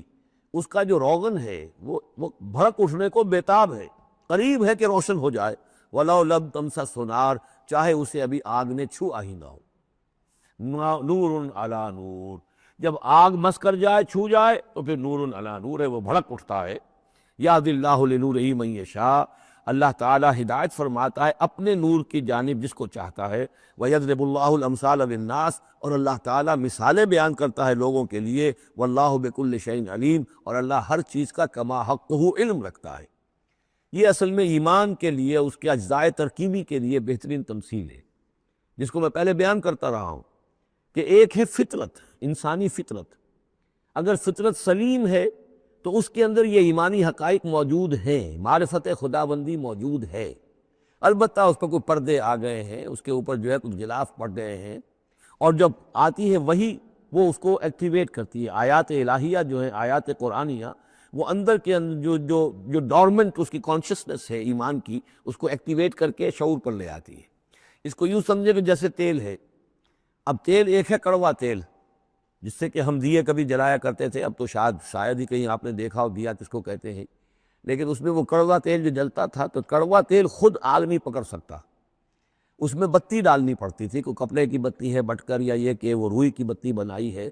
اس بتی کو پھر آگ لگاتے تھے تو چل تو رہا ہے تیل، لیکن بواسطہ بتی، براہ راست وہ تیل جلنے کی پوزیشن میں نہیں ہے۔ لیکن ایک تیل ہے پیٹرول، اس کو جو کڑوے تیل سے روشنی حاصل کرنے کے لیے جتن کرنے پڑ رہے ہیں آپ کو جلانے کے لیے، اور پیٹرول گویا کہ بیتاب ہے، وہ بھڑک اٹھنے کو بیتاب ہے، ذرا سی چنگاری قریب آئی اور بھڑک گیا۔ اسی طریقے سے انسانوں کی طبائع کا فرق ہے۔ کچھ لوگوں کی جو فطرت ہے اتنی سلیم ہوتی ہے، اتنی نیکی ہوتی ہے اس کے اندر، کہ جیسے ہی وہی سامنے آئی، آئینہ جگمگا اٹھا ایک دم، اس لیے کہ اوپر غبار ہے ہی نہیں، اس کے اوپر کوئی اور جو ہے پردے پڑے ہوئے ہیں ہی نہیں۔ یہ مثال صدیقین کی ہے، جو میں نے کل بھی آپ سے عرض کیا تھا، کہ جیسے کہ حضور نے فرمایا میں نے جس کے سامنے بھی دعوت ایمان رکھی، اس نے کچھ نہ کچھ توقف اور تردد ضرور کیا، سوائے ابو بکر کے، کہ ایک لحظے کا بھی توقف نہیں کیا۔ یہ اس لیے کہ ان کی فطرت اتنی سلیم تھی، گویا کہ وہ پیٹرول تھا ان کے اندر جو بھڑک اٹھنے کو بیتاب تھا، کہ ذرا قریب بھی اگر دیاسدائی آ گئی تو بھڑک اٹھے۔ لیکن کچھ لوگ وہ تھے کہ جن کا تیل اتنا صاف اور پاک نہیں تھا، ان میں کوئی تکدر تھا، انہیں وقت لگ گیا، اگرچہ یہ کہ بالآخر وہ ایمان لے آئے، لیکن یہ کہ کچھ اس میں بتی ڈالنی پڑی، کوئی اس کے لیے محنت کرنی پڑی۔ السابقون الاولون من المہاجرین والانصار والذین اتبعوہم بإحسان، پھر وہ لوگ ہیں جو بعد میں درجہ بدرجہ پھر ان کے بعد آتے چلے گئے۔ تو اسی طریقے سے ایمان کی مثال ہے کہ یہ روغن فطرت یا نور فطرت، نور روحانی نور جو ہمارے اندر ہے نور تجلی بھی اسی خاک میں پنہاں، غافل تنرا صاحب ادراک نہیں ہے۔ وہ جو ہماری روح کے اندر ہے، روح ملکوتی کے اندر جو نور ہے، یہ نور اور باہر سے جو قرآن کا نور، وحی کا نور آیا، ان دونوں کے نور کے اجتماع سے پھر نور علی نور کی کیفیت پیدا ہوئی۔ اب وہ نور ایمانی جو ہے وجود میں آ گیا۔ اللہ نور السماوات والارض مثل نورہ کمشکاۃ فیہا مصباح المصباح فی زجاجہ۔ اور ذہن میں رکھیے یہ ہمارا جو پنجر ہے پسلیوں کا، اس کی واقعتاً طاق کی سی شکل ہے، یہ نیچے سے چوڑا ہو رہا ہے، اوپر سے تنگ ہو رہا ہے، طاق ایسے ہی ہوتے تھے۔ ڈائفرام جو ہے وہ اس طاق کا گویا کہ فلور ہے، جو ہمارے ایبڈومینل کیویٹی کو چیسٹ کیویٹی سے علیحدہ کرنے والا عضو ہے، اور دل رکھا ہوا ہے اس کے اوپر، یہ گویا کہ چراغ ہے۔ اس دل میں نور ایمان ہوتا ہے، اس دل کے اندر جو ہے وہ اللہ کا نور، اور یہ نور بنا ہے دو چیزوں سے، ایک وہ نور فطرت جو اس کے اندر موجود تھا اس کی روح کے اندر، اور ایک نور وحی۔ ان دونوں کے اجتماع سے نور علی نور، وہ نور جو ہے وہ نور ایمان کی شکل میں اس قلب کے اندر جو ہے وہ جاگزی ہوا اور قلب منور ہو گیا۔ المصباح فی زجاجہ، الزجاجۃ کأنہا کوکب دری یوقد من شجرۃ مبارکۃ زیتونۃ لا شرقیۃ ولا غربیہ یکاد زیتها یضیء ولو لم تمسسہ نار نور علی نور یہدی اللہ لنورہ من یشاء۔ یہ نور علی نور ہے، دو نوروں کے جمع ہونے سے یہ نور ایمان وجود میں آیا، نور فطرت، نور وحی۔ اور اللہ تعالیٰ ہدایت دیتا ہے اپنے نور کی جس کو چاہتا ہے، اور اللہ یہ مثالیں لوگوں کے لیے بیان کرتا ہے۔ باقی اللہ کو تو ہر شے کا کما حق و علم ہے، مثال کی ضرورت انسانوں کے لیے ہے کہ جو ان لطیف حقائق کو ایسے ہی از خود نہیں سمجھ سکتے۔ اب جن لوگوں کے دلوں میں یہ نور ایمان پیدا ہو جاتا ہے، ان کی ایک جھلک دکھائی جا رہی ہے کہ ان کی شخصیت، ان کی زندگی کی دلچسپیاں کیا ہوتی ہیں۔ فی بیوت اذن اللہ ان ترفع ویذکر فیہا اسمہ، ان گھروں میں جن کا کہ اللہ نے حکم دیا کہ انہیں بلند کیا جائے، یعنی مساجد۔ بلند کرنے سے مطلب یہ ہے کہ ان کو نمایاں بنایا جائے۔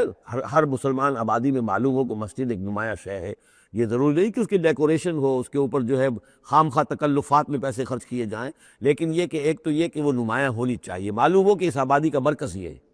نمبر دو یہ ہے کہ ترفع، اس کو ہر طریقے سے، ہر معنوی گندگی سے بھی پاک رکھا جائے، وَيُذْكَرَ فِيهَا اسْمُهُ، اس میں اس کا نام لیا جائے، يُسَبِّحُ لَهُ فِيهَا بِالْغُدُوِّ وَالْآصَالِ۔ یہ جو صاحب ایمان لوگ ہیں جن کے دلوں میں ایمان کی قندیلیں روشن ہیں، یہ تسبیح کرتے ہیں اللہ کی ان گھروں کے اندر صبح کے وقت بھی اور شام کے وقت بھی۔ رجال، وہ جواں مرد، لا تلہیہم تجارت ولا بیع عن ذکر اللہ واقام الصلاۃ، جن کو غافل نہیں کر سکتی نہ کوئی تجارت نہ کوئی خرید و فروخت اللہ کی یاد سے اور نماز کے قائم کرنے سے، وایتاء الزکوٰۃ اور زکوٰۃ کے ادا کرنے سے۔ یخافون یومن، یہ سب کچھ کر کے بھی وہ ڈرتے رہتے ہیں، لرزاں و ترساں رہتے ہیں، کانپتے رہتے ہیں اس دن کے تصور سے، تتقلب فیہ القلوب والابصار، جس میں کہ دل بھی الٹ جائیں گے اور نگاہیں بھی الٹ جائیں گی۔ لیجزیہم اللہ احسن ما عملوا، تاکہ اللہ تعالیٰ ان کو بدلے میں دے بہترین جزا ان کے اعمال کی، ویزیدہم من فضلہ، اور اضافہ کرے اپنی طرف سے اپنے فضل میں سے۔ واللہ یرزق من یشاء بغیر حساب، اور اللہ تعالیٰ چاہتا ہے دیتا ہے جس کو چاہتا ہے بغیر حساب۔ اللہم ربنا اجعلنا منہم، یہ تو مومن صادق کے لیے ایمان ان کے دلوں میں ہے، اس کی تمثیل یہ ہے، اور ان کے کردار کی جھلک یہ ہے۔ اب ایک ہے بین بین کے لوگ، ایمان تو نہیں ہے لیکن کچھ نہ کچھ نیکی کے کام کرتے ہیں، کچھ اپنے دل کی تسلی کے لیے، کچھ اپنے ضمیر کو مطمئن کرنے کے لیے۔ ان کی نیکی حقیقی نیکی نہیں ہے۔ وہ لیس البر ان تولوا وجوہکم قبل المشرق والمغرب، اس آیت کو ذہن میں رکھیے۔ والذین کفروا، اور جو لوگ ایمان سے تہی ہے، محروم ہے، کافر ہے،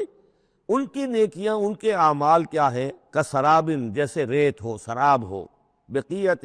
ایک چٹیل میدان میں، یحسبہ الظمآن ماء، پیاسا سمجھتا ہے کہ پانی ہے، حتی اذا جاءہ، یہاں تک کہ وہ جب وہاں پہ گھسٹ گھسٹ کر بھی پہنچتا ہے تو معلوم ہوتا ہے لم یجدہ شیئا، کچھ نہیں پاتا وہاں پر، ووجد اللہ عندہ، اور اللہ کو پاتا ہے وہاں موجود، فوفاہ حسابہ، تو اللہ تعالیٰ اس کا حساب اسے پورا چکا دیتا ہے۔ واللہ سریع الحساب، اور اللہ جو ہے حساب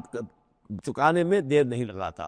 یعنی یہ جو نیکیاں ہوتی، جھوٹی نیکیاں، ملمے کی نیکیاں، حقیقی ایمان نہیں ہے، ایمان باللہ نہیں ہے، ایمان بالآخرت نہیں ہے، لیکن یوں ہی کچھ نہ کچھ نیکیاں ہیں، کچھ خدمت خلق کے کام ہے، اس طرح کی چیزیں اللہ کی نگاہ میں ان کی کوئی وقت نہیں۔ اس کے لیے پہلے ایک مثال سورہ ابراہیم میں آ چکی ہے، دوسری مثال یہ کہ یہ نیکیاں سراب کے مانند ہیں، جنہیں پیاسا سمجھتا ہے کہ یہ پانی ہے، حقیقت میں پانی نہیں ہے۔ اب تیسرا جو کردار ہے وہ یہ ہے کہ جن کے دلوں میں، جن کی زندگیوں میں یہ جھوٹ موٹ کی نیکی بھی نہیں ہے، نفس پرستی اور دنیا پرستی، اور ان کے اندر ہر طرح کی گندگی جو ہے وہ آ چکی ہے۔ ان کی مثال کیا ہے؟ او کظلمات فی بحر اللجی، یا جیسے کہ اندھیرے ہوں ایک بڑے گہرے سمندر میں، یغشاء موج، اس کے اوپر ایک موج چڑھی ہوئی ہو، من فوقہ موج، اس کے اوپر ایک اور موج ہو، من فوقہ سحاب، اور اوپر جو ہے بادل بھی ہوں۔ یعنی اندھیری رات ہے، کوئی روشنی نہیں، اوپر بادل ہے، نہ چاند اور ستاروں کی کوئی روشنی نہیں آ رہی،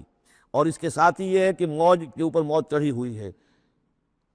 ظلمات بعضها فوق بعض، یہ اندھیروں پر اندھیرے ہیں۔ اذا اخرج یدہ لم یکد یراہا، جب وہ اپنا ہاتھ نکالتا ہے تو اس کو بھی نہیں دیکھ سکتا، جسے ہم کہتے ہیں اپنے محاورے میں ہاتھ کو ہاتھ سجائی نہیں دیتا۔ وَأَن لَّمْ يَجْعَلِ اللَّهُ لَهُ نُورًا، اور جس کو اللہ تعالیٰ ہی نے کوئی نور عطا نہ کیا ہو، فما لہ من نور، تو اس کے لیے پھر کہیں کوئی نور نہیں ہے۔ یہ وہ لوگ ہیں کہ جن کی زندگیاں کسی ملمے کی نیکی سے بھی خالی ہیں، اندھیارے ہی اندھیارے ہیں، ظلمات فوق بعضها فوق بعض۔ أَلَمْ تَرَ أَنَّ اللَّهَ يُسَبِّحُ لَهُ مَنْ فِي السَّمَاوَاتِ وَالْأَرْضِ وَالطَّيْرُ صَافَّاتٍ كُلٌّ قَدْ عَلِمَ صَلَاتَهُ وَتَسْبِيحَهُ وَاللَّهُ عَلِيمٌ بِمَا يَفْعَلُونَ صدق اللہ العظیم۔ رب اشرح لي صدری ويسر لي أمری واحلل عقدۃ من لسانی یفقہوا قولی۔ سورہ نور کا 5واں رکوع جو ہم پڑھ چکے ہیں، اس کے بارے میں یہ بات نوٹ کر لیجئے کہ جس طرح سورہ بقرہ کے پہلے 2 رکوعوں میں 3 قسم کے انسانوں کی تفصیل بیان ہوئی، وہاں وہ بنیادی طور پر ایک دعوت اور تحریک کے رد عمل میں جو لوگ مختلف شکلیں صورت اختیار کرتے ہیں، جو رد عمل مختلف شکلیں اختیار کرتا ہے، اس کے اعتبار سے ایک وہ جو مومنین صادقین ہیں، وہ ہر چہ بعد آباد جب اس دعوت کو قبول کرتے ہیں تو اس کیفیت کے ساتھ کہ اب جو ہو سو ہو۔ ایک وہ لوگ ہیں کہ جو کسی ضد کی وجہ سے، تعصب کی وجہ سے، ہر درمی کی وجہ سے، کسی تکبر کی وجہ سے، حسد کی وجہ سے اس کے انکار پر کمر کس لیتے ہیں، اور وہ لوگ جو ہے کسی صورت بھی ماننے والے نہیں ہوتے۔ ایک بین بین، کچھ مانتے ہیں کچھ نہیں مانتے، کچھ چلتے ہیں پھر ٹھٹک کر کھڑے رہ جاتے ہیں، آسانی ہو تو کوئی دو چار قدم چل لیے، کوئی مشکل وقت آیا تو پھر اوندے منہ گر گئے۔ اسی کی ایک تمثیل سورہ حج میں آ چکی ہے، وَمِنَ النَّاسِ مَن يَعْبُدُ اللَّهَ عَلَىٰ حَرْفٍ فَإِنْ أَصَابَهُ خَيْرٌ اطْمَأَنَّ بِهِ وَإِنْ أَصَابَتْهُ فِتْنَةٌ انقلب عَلَىٰ وَجْهِهِ خَسِرَ الدُّنْيَا وَالْآخِرَةَ۔ اسی طرح یہاں اس رکوع میں بھی تین قسم کے انسانوں کا تذکرہ ہے، لیکن یہ ایک مختلف اعتبار سے ہے۔ ایک وہ لوگ ہیں کہ جن کے دلوں میں حقیقی ایمان پیدا ہوا، ان کی فطرتیں بھی نیک تھیں، صالح تھیں، سلیم تھیں، اور پھر وہ وہی آسمانی سے بھی صحیح طور پر مستفیض ہوئے، ان کا باطن جگمگا اٹھا اور ان کے دلوں میں نیکی حقیقی معنی میں پیدا ہو گئی، اور اس کے لیے جو ایک نقشہ ہے ان کے سیرت و کردار کا وہ بھی کھینچ لیا گیا۔ ایک وہ لوگ ہیں کہ جن کے اندر سرے سے دنیا پرستی اور دنیا ہی کی شہوات اور خواہشات اور لذات، اس کے سوا کسی شے کا کوئی گزر ہی نہیں، وہ بالکل اس کے برعکس ہے۔ پہلے نور علی نور اور دوسرے ظلمات بعضها فوق بعض۔ کوئی جھوٹ موٹ کی نیکی بھی نہیں، کوئی ملمے کی نیکی بھی نہیں، ان کا مال ہے تو صرف اپنی ہی عیاشیوں کے لیے ہی، اپنے ہی جو بھی ان کے تعیش ہے اسی میں خرچ ہو رہا ہے۔ لہذا یہ وہ لوگ ہیں کہ وہ ایمان سے بھی محروم اور کسی جھوٹ موٹ کی نیکی سے بھی ان کے ہاں کسی نور کا سرے سے گزر ہی نہیں۔ ظلمات بعضها فوق بعض، اور اس کے لیے تمثیل دی گئی ہے کہ گہرے سمندر کے اندر جو اندھیرا ہوتا ہے، ایبسلیوٹ ڈارکنس، کہ رات بھی ہے، اوپر بادل بھی ہے، اور جو ہے موج پر موج چڑھی ہوئی ہے، تو ایبسلیوٹ ڈارکنس۔ ایک فرینچ امیر البحر تھا جو اسی آیت کو پڑھ کر ایمان لے آیا تھا، اس کی ساری عمر گزری تھی سمندروں کے اندر، اور وہ جانتا تھا کس قسم کی ڈارکنس ہوتی ہے وہاں۔ اس نے کہا کہ پتہ کیا کہ کیا محمد نے صلی اللہ علیہ وسلم کبھی بحری سفر کیے تھے؟ جب اسے معلوم ہوا کہ انہوں نے کبھی بحری سفر کیا ہی نہیں، تو اس نے کہا کہ پھر یہ ثابت ہو گیا کہ یہ اللہ کا کلام ہے، ورنہ یہ تشبیہ جو ہے کوئی شخص اس کو وہ تو دے سکتا ہے کہ جس نے بحری سمندر کیے ہوں اور جس سے اندازہ ہو، اور وہ سمندر کے اندر کبھی اس نے غوطے بھی لگائے ہوں، اور وہ ایبسلیوٹ ڈارکنس کا کانسیپٹ۔ بہرحال یہ دوسری انتہا۔ بیچ میں وہ لوگ ہیں، بین بین ہیں، کچھ نیکیاں بھی کرتے ہیں، حقیقی ایمان سے محروم ہیں، نہ اللہ پر نہ یوم آخر پر ان کا پختہ ایمان نہیں ہے، لیکن یہ کہ اپنے ضمیر کو مطمئن کرنے کے لیے کچھ نہ کچھ، یا دنیا میں کوئی نام کمانے کے لیے یا کوئی اور شہرت حاصل کرنے کے لیے وہ کچھ نیکیاں کرتے ہیں، تو ان کی نیکیوں کی مثال سراب کی سی ہے۔ الم تری ان اللہ یسبح لہ من فی السماوات والارض، کیا تم دیکھتے نہیں ہو کہ اللہ کی تسبیح کرتی ہے وہ سب چیزیں، وہ سب وہ کرتے ہیں وہ سب جو آسمانوں میں ہے اور جو زمین میں ہے، اور نہ صرف آسمانوں اور زمین میں بلکہ ان دونوں کے مابین جو السماء میں جو ہے، والطیر صافات، اور یہ جو پرندے ہیں جو اپنے پروں کو پھیلائے ہوئے ہیں، یہ بھی اللہ کی تسبیح کر رہے ہیں۔ کل قد علم صلاتہ و تسبیحہ، ہر ایک کے علم میں ہے، ہر ایک نے جان لی ہے اپنی نماز، اپنی صلاۃ اور اپنی تسبیح۔ یہ وہی بات ہے جو سورہ بنی اسرائیل میں آ چکی ہے، وَإِن مِّن شَيْءٍ إِلَّا يُسَبِّحُ بِحَمْدِهِ وَلَٰكِن لَّا تَفْقَهُونَ تَسْبِيحَهُمْ، کوئی شے نہیں ہے اس کائنات میں جو اللہ کی تسبیح و تحمید نہ کر رہی ہو، لیکن تمہیں اس کا شعور نہیں ہو سکتا۔ وَاللَّهُ عَلِيمٌ بِمَا يَفْعَلُونَ، اور جو کچھ وہ کرتے ہیں اللہ کے علم میں ہے۔ وَلِلَّهِ مُلْكُ السَّمَاوَاتِ وَالْأَرْضِ، اور اللہ ہی کے لیے ہے آسمانوں اور زمین کی بادشاہی۔ وَإِلَى اللَّهِ الْمَصِيرُ، اور اللہ ہی کی طرف لوٹ جانا ہے۔ الم تری ان اللہ یزجی سحابا، کیا تم دیکھتے نہیں ہو کہ اللہ تعالیٰ ہانک کر لاتا ہے بادلوں کو؟ کہاں سے ہوائیں لے کر چل رہی ہیں بادلوں کو؟ کہیں تو بے آف بنگال سے وہ اٹھی ہیں مانسون کی ہوائیں، اور کہاں تک پہنچ جاتی ہیں؟ پاکستان تک۔ ان اللہ یزجی سحابا ثم یؤلف بینہ، پھر ان بادلوں کو آپس میں جوڑ دیتا ہے۔ ثم یجعلہ رکاما، پھر ان کو تہہ بر تہہ کر دیتا ہے۔ اب یہ تہہ بر تہہ کا معاملہ جو ہے، دیکھیے ہوائی سفر جس نے کیا ہے اسے اس کا تجربہ ہوتا ہے۔ جب جہاز چڑھتا ہے تب بھی وہ جب بادلوں کے اندر سے گزرتا ہے تو صاف نظر آتا ہے، ایک تہہ، اس کے بعد پھر خلا ہے، پھر ایک اور تہہ، پھر خلا ہے، پھر ایک اور تہہ، اترتے ہوئے بھی اسی طریقے سے تہہ بر تہہ بادل۔ رکامن فتر الودق یخرج من خلالہ، تو تم دیکھتے ہو کہ بارش برستا ہے ان دونوں، ان کے بین بین سے، ان کے بیچ سے برستی ہے بارش، پانی برستا ہے۔ وَيُنَزِّلُ مِنَ السَّمَاءِ مِن جِبَالٍ فِيهَا مِن بَرَدٍ، اور اللہ تعالیٰ اتارتا ہے آسمان سے وہ پہاڑ بھی کہ جن میں وہ اولے ہوتے ہیں، یعنی یہ کہ اولے جو آ رہے ہیں زمین پر، تو معلوم ہوتا ہے کہ جیسے ان کے بھی کوئی پہاڑ ہے آسمانوں کے اندر۔ فَيُصِيبُ بِهِ مَن يَشَاءُ، تو اللہ تعالیٰ یہ اولے برسا دیتا ہے جس پر چاہتا ہے، یعنی جس کی کھیتی برباد اللہ کو کرنی ہوتی ہے کسی سبب سے، اس کی کھیتی کے اوپر یہ اولے جا کے برس جاتے ہیں۔ وَيَصْرِفُهُ عَن مَّن يَشَاءُ، اور ان کا رخ پھیر دیتا ہے جس سے چاہتا ہے۔ ایسا بھی ہوتا ہے بعض اوقات کہ بالکل ایک کھیت جو ہے وہ بالکل تباہ و برباد ہو گیا ہے اور برابر کا کھیت بالکل ٹھیک ہے، اس کے اوپر کوئی اولا نہیں گرا۔ یکاد و ثنا برقہ یذھب بالابصار، اور اس کی جو بجلی کی کوند ہے وہ اس قریب ہے کہ وہ لوگوں کی نگاہوں کو اچک کر لے جائے۔ یقلب اللہ اللیل والنہار، اللہ تعالیٰ عدلتا بدلتا رہتا ہے دن اور رات کو۔ ان فی ذلک لعبرۃ لاولی الابصار، یقیناً اس میں دھیان کرنے کا اور سبق سیکھنے کا اور عبرت حاصل کرنے کا مواد ہے ہوش مندوں کے لیے، آنکھ والوں کے لیے، دیکھنے والوں کے لیے۔ واللہ خلق کل دابۃ من ماء، اور اللہ نے بنائی ہے ہر جاندار چیز اس زمین کے اوپر پانی سے۔ فمنہم من یمشی علی بطنہ، اب ان جانداروں میں سے جو زمین میں اللہ نے بنائے ہیں وہ بھی ہے کہ جو اپنے پیٹ کے بل پر چلتے ہیں، یہ ریپٹائلز جن کو ہم کہتے ہیں، ریپٹائلز ہیں جو اپنے پیٹ کے بل پر چل رہی۔ منہم من یمشی علی رجلین، اور ان میں وہ بھی ہیں کہ جو دو ٹانگوں پر چلتے ہیں۔ اب ہم بھی انہی میں سے ہیں، اور باقی شمپنزی اور گوریلاز بھی ہیں، اور بھی ایسے ہوں گے کہ جو دو ٹانگوں پر چلتے ہیں۔ وَمِنْهُمْ مَنْ يَمْشِي عَلَىٰ أَرْبَعٍ، سب سے زیادہ کثیر تعداد جو ہے وہ زمینی حیوانات کے اندر ان کی ہے کہ جو چار پر چلتے ہیں۔ یخلق اللہ ما یشاء، اللہ تعالیٰ پیدا کرتا جو چاہتا ہے۔ ان اللہ علی کل شیء قدیر، یقیناً اللہ تعالیٰ ہر چیز پر قادر ہے۔ اب کافی عرصے کے بعد منافقین کا تذکرہ قرآن مجید میں ہو رہا ہے، چونکہ یہ ہم نے سورہ یونس سے لے کر اور سورہ مومنون تک جو 14 صورتیں پڑھی ہیں ان میں تو سارا معاملہ تھا مشرکین عرب سے، کفار سے، مشرکین سے، ساری بحث ان سے تھی۔ کہیں کہیں گفتگو کا رخ جو ہے وہ اہل کتاب کی طرف روئے سخن، بغیر انہیں باضابطہ خطاب کیے ہوئے،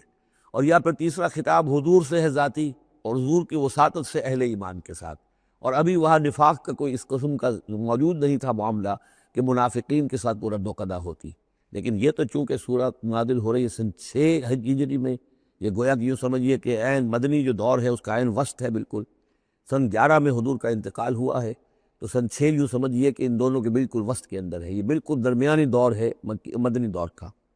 یہاں پر اب تذکرہ ہو رہا ہے منافقین کا۔ لقد انزلنا آیات مبینات، ہم نے نازل کی ہیں روشن آیات۔ واللہ یہدی من یشاء الی صراط مستقیم، اور اللہ تعالیٰ ہدایت دیتا ہے جس کو چاہتا ہے سیدھے راستے کی طرف۔ وَيَقُولُونَ آمَنَّا بِاللَّهِ، اور کچھ لوگ وہ بھی ہیں جو کہتے ہیں ہم ایمان لائے اللہ پر، وبالرسول، اور اللہ کے رسول پر، وَأَطَعْنَا، اور ہم نے اطاعت قبول کی۔ ثُمَّ يَتَوَلَّىٰ فَرِيقٌ مِّنْهُمْ، پھر ان میں سے ایک جماعت جو ہے پیچھ موڑ کر جاتی ہے، مِن بَعْدِ ذَلِكَ، اس کے بعد، یعنی اب اس کے بعد یہ سب کچھ کہہ کر قول و قرار کر کے اطاعت کا یہاں دم بھر کر جاتے ہیں، لیکن پھر طرز عمل ان کا کچھ اور ہوتا ہے۔ وَمَا أُولَٰئِكَ بِالْمُؤْمِنِينَ، اور یہ لوگ حقیقی مومن نہیں ہیں۔ وَإِذَا دُعُوا إِلَى اللَّهِ وَرَسُولِهِ لِيَحْكُمَ بَيْنَهُمْ، اور جب انہیں پکارا جاتا ہے، بلایا جاتا ہے کہ آؤ اللہ کی طرف اور رسول کی طرف کہ ان کے مابین فیصلے کرے۔ یہ سورہ نساء میں ہم یہ سارے مضامین بڑی تفصیل سے پڑھ چکے ہیں کہ وہ لوگ چاہتے تھے کہ اپنے مقدمات جو ہیں وہ یہودیوں کی عدالت میں لے جائیں، اس لیے کہ حضور کے ہاں انہیں اندیشہ ہوتا تھا کہ یا تو حق بالکل صحیح فیصلہ ہو جائے گا۔ تو اس طرح کا جو ان کا کردار تھا، جب انہیں بلایا جاتا ہے اللہ کے اور اس کے رسول کی طرف کہ آؤ کہ وہ فیصلہ کرے تمہارے مابین، اذا فریق منہم معرضون، تو ان میں سے ایک گروہ اور ایک جماعت ایسی ہے جو اعراض کرتی ہے اور کرنی کترا جاتی ہے۔ وَإِن يَكُن لَهُمُ الْحَقُّ يَأْتُوا إِلَيْهِ مُذْعِنِينَ، اور اگر ان کو معلوم ہو کہ حق ہمارے ساتھ ہے، یعنی ہم حق پر ہیں اس مقدمے میں، تو پھر وہ آتے ہیں بڑا یقین کا اظہار کرتے ہوئے، اذعان کے ساتھ اور یقین کے ساتھ، اور اپنے ایمان کا اظہار کرتے ہوئے، کیونکہ انہیں یقین ہے کہ ہمارا کیس سچا ہے اور حضور کی عدالت میں ہم جائیں گے تو ہمارے حق میں فیصلہ ہو جائے گا، تو اب کوئی رکاوٹ نہیں۔ یاتوا الیہ مذعنین، خوب یقین کا، اعتماد کا اظہار کرتے ہوئے آتے ہیں۔ افی قلوبہم مرض، کیا ان کے دلوں میں روگ ہے؟ ام ارتابوا، یا یہ شکوک میں مبتلا ہو گئے ہیں؟ ام یخافون ان یحیف اللہ علیہم، یا انہیں یہ اندیشہ ہے کہ اللہ تعالیٰ جو ہے ان کے ساتھ ناانصافی کرے گا، ورسولہ، وہ اس کے رسول۔ بل اولئک هم الظالمون، نہیں بلکہ حقیقت میں یہی ظالم ہیں۔ ایمان کی اصل حقیقت سے چونکہ یہ محروم ہے، لہذا ساری غلطی ان کے اپنے کردار میں ہے۔ انما کان قول المؤمنین اذا دعوا الی اللہ ورسولہ لیحکم بینہم، جو حقیقی مومن ہوتے ہیں ان کو تو جب بلایا جاتا ہے اللہ کی طرف اور اس کے رسول کی طرف کہ وہ فیصلہ کرے ان کے مابین، تو ان کا قول تو یہی ہوتا ہے یقولوا سمعنا واطعنا، کہ وہ کہتے ہیں کہ ہم نے سنا اور ہم نے مانا، ہم حاضر ہیں، جو بھی فیصلہ محمد رسول اللہ کا ہوگا ہم اسے بصر و چشم تسلیم کریں گے۔ انما کان قول المؤمنین اذا دعوا الی اللہ ورسولہ لیحکم بینہم ان یقولوا سمعنا واطعنا، وَأُولَٰئِکَ هُمُ الْمُفْلِحُونَ، اور یقیناً وہی لوگ ہیں جو پھر فلاح پانے والے ہیں۔ وَمَن يُطِعِ اللَّهَ وَرَسُولَهُ، اور جو اللہ کی اور اس کے رسول کی اطاعت کرتا ہے، وَيَخْشَ اللَّهَ وَيَتَّقْهِ، اور اللہ کا خوف بھی رکھتا ہے، اس کا تقوی اختیار کرتا ہے، فَأُولَٰئِکَ هُمُ الْفَائِزُونَ، تو یقیناً وہی لوگ ہیں کہ جو کامیاب ہونے والے ہیں۔ وہ اکثر کہتے ہیں، اللہ تعالیٰ کی قسمیں کھاتے ہیں اپنی امکانی حد تک، لئن امرتہم، میں نبی اگر آپ حکم دیں گے لَيَخْرُجُنَّ، تو وہ لازماً نکل جائیں گے۔ آپ حکم دے دیجیے، میں اب حاضر ہیں، ویسے میری یہ مجبوری ہے، یہ میری تکلیف ہے، یہ مسئلہ ہے، ویسے آپ حکم دیں گے اگر، تو میں بالکل حاضر ہوں۔ یہ آپ کو اب بھی معلوم ہوگا کہ ہماری جماعتی زندگیوں کے اندر یہ مسئلہ ہوتا ہے کہ کوئی امیر ہے، اس نے ایک بات کہی ہے، کھل کر اس نے کہہ دیا ہے کہ میں یہ چاہتا ہوں کہ معاملہ اس طرح کیا جائے۔ اب کچھ لوگ کرنے کا اتراتے ہیں، اچھا جی اگر آپ حکم دیں گے تو میں کروں گا۔ لیکن یہ کیا بات ہے، جب وہ امیر ہے آپ کا، وہ بات کہہ رہا ہے، تو اس کی بات کو آپ حکم کیوں نہیں سمجھ رہے؟ اسی طریقے سے حضور صلی اللہ علیہ وسلم نے جب فرما دیا ہے کہ نکلنا ہے، آپ دشمن کے مقابلے کے لیے نکلو، اب وہ آپ چاہتے ہیں پی کال کر کے حضور ایک ایک کی خوشامد کریں کہ آئیے آپ ضرور نکلیے، خدا کے لیے ضرور چلیے، یہ حضور کرنے والے نہیں ہیں۔ وَأَقْسَمُوا بِاللَّهِ جَهْدَ أَيْمَانِهِمْ، اور یہ اللہ کی قسمیں کھا کھا کر کہتے ہیں اپنی امکانی حد تک، لئن امرتہم، ہے نبی آپ کا حکم ہوگا تو میں حاضر ہوں، لَيَخْرُجُنَّ، ہم ضرور نکلیں گے۔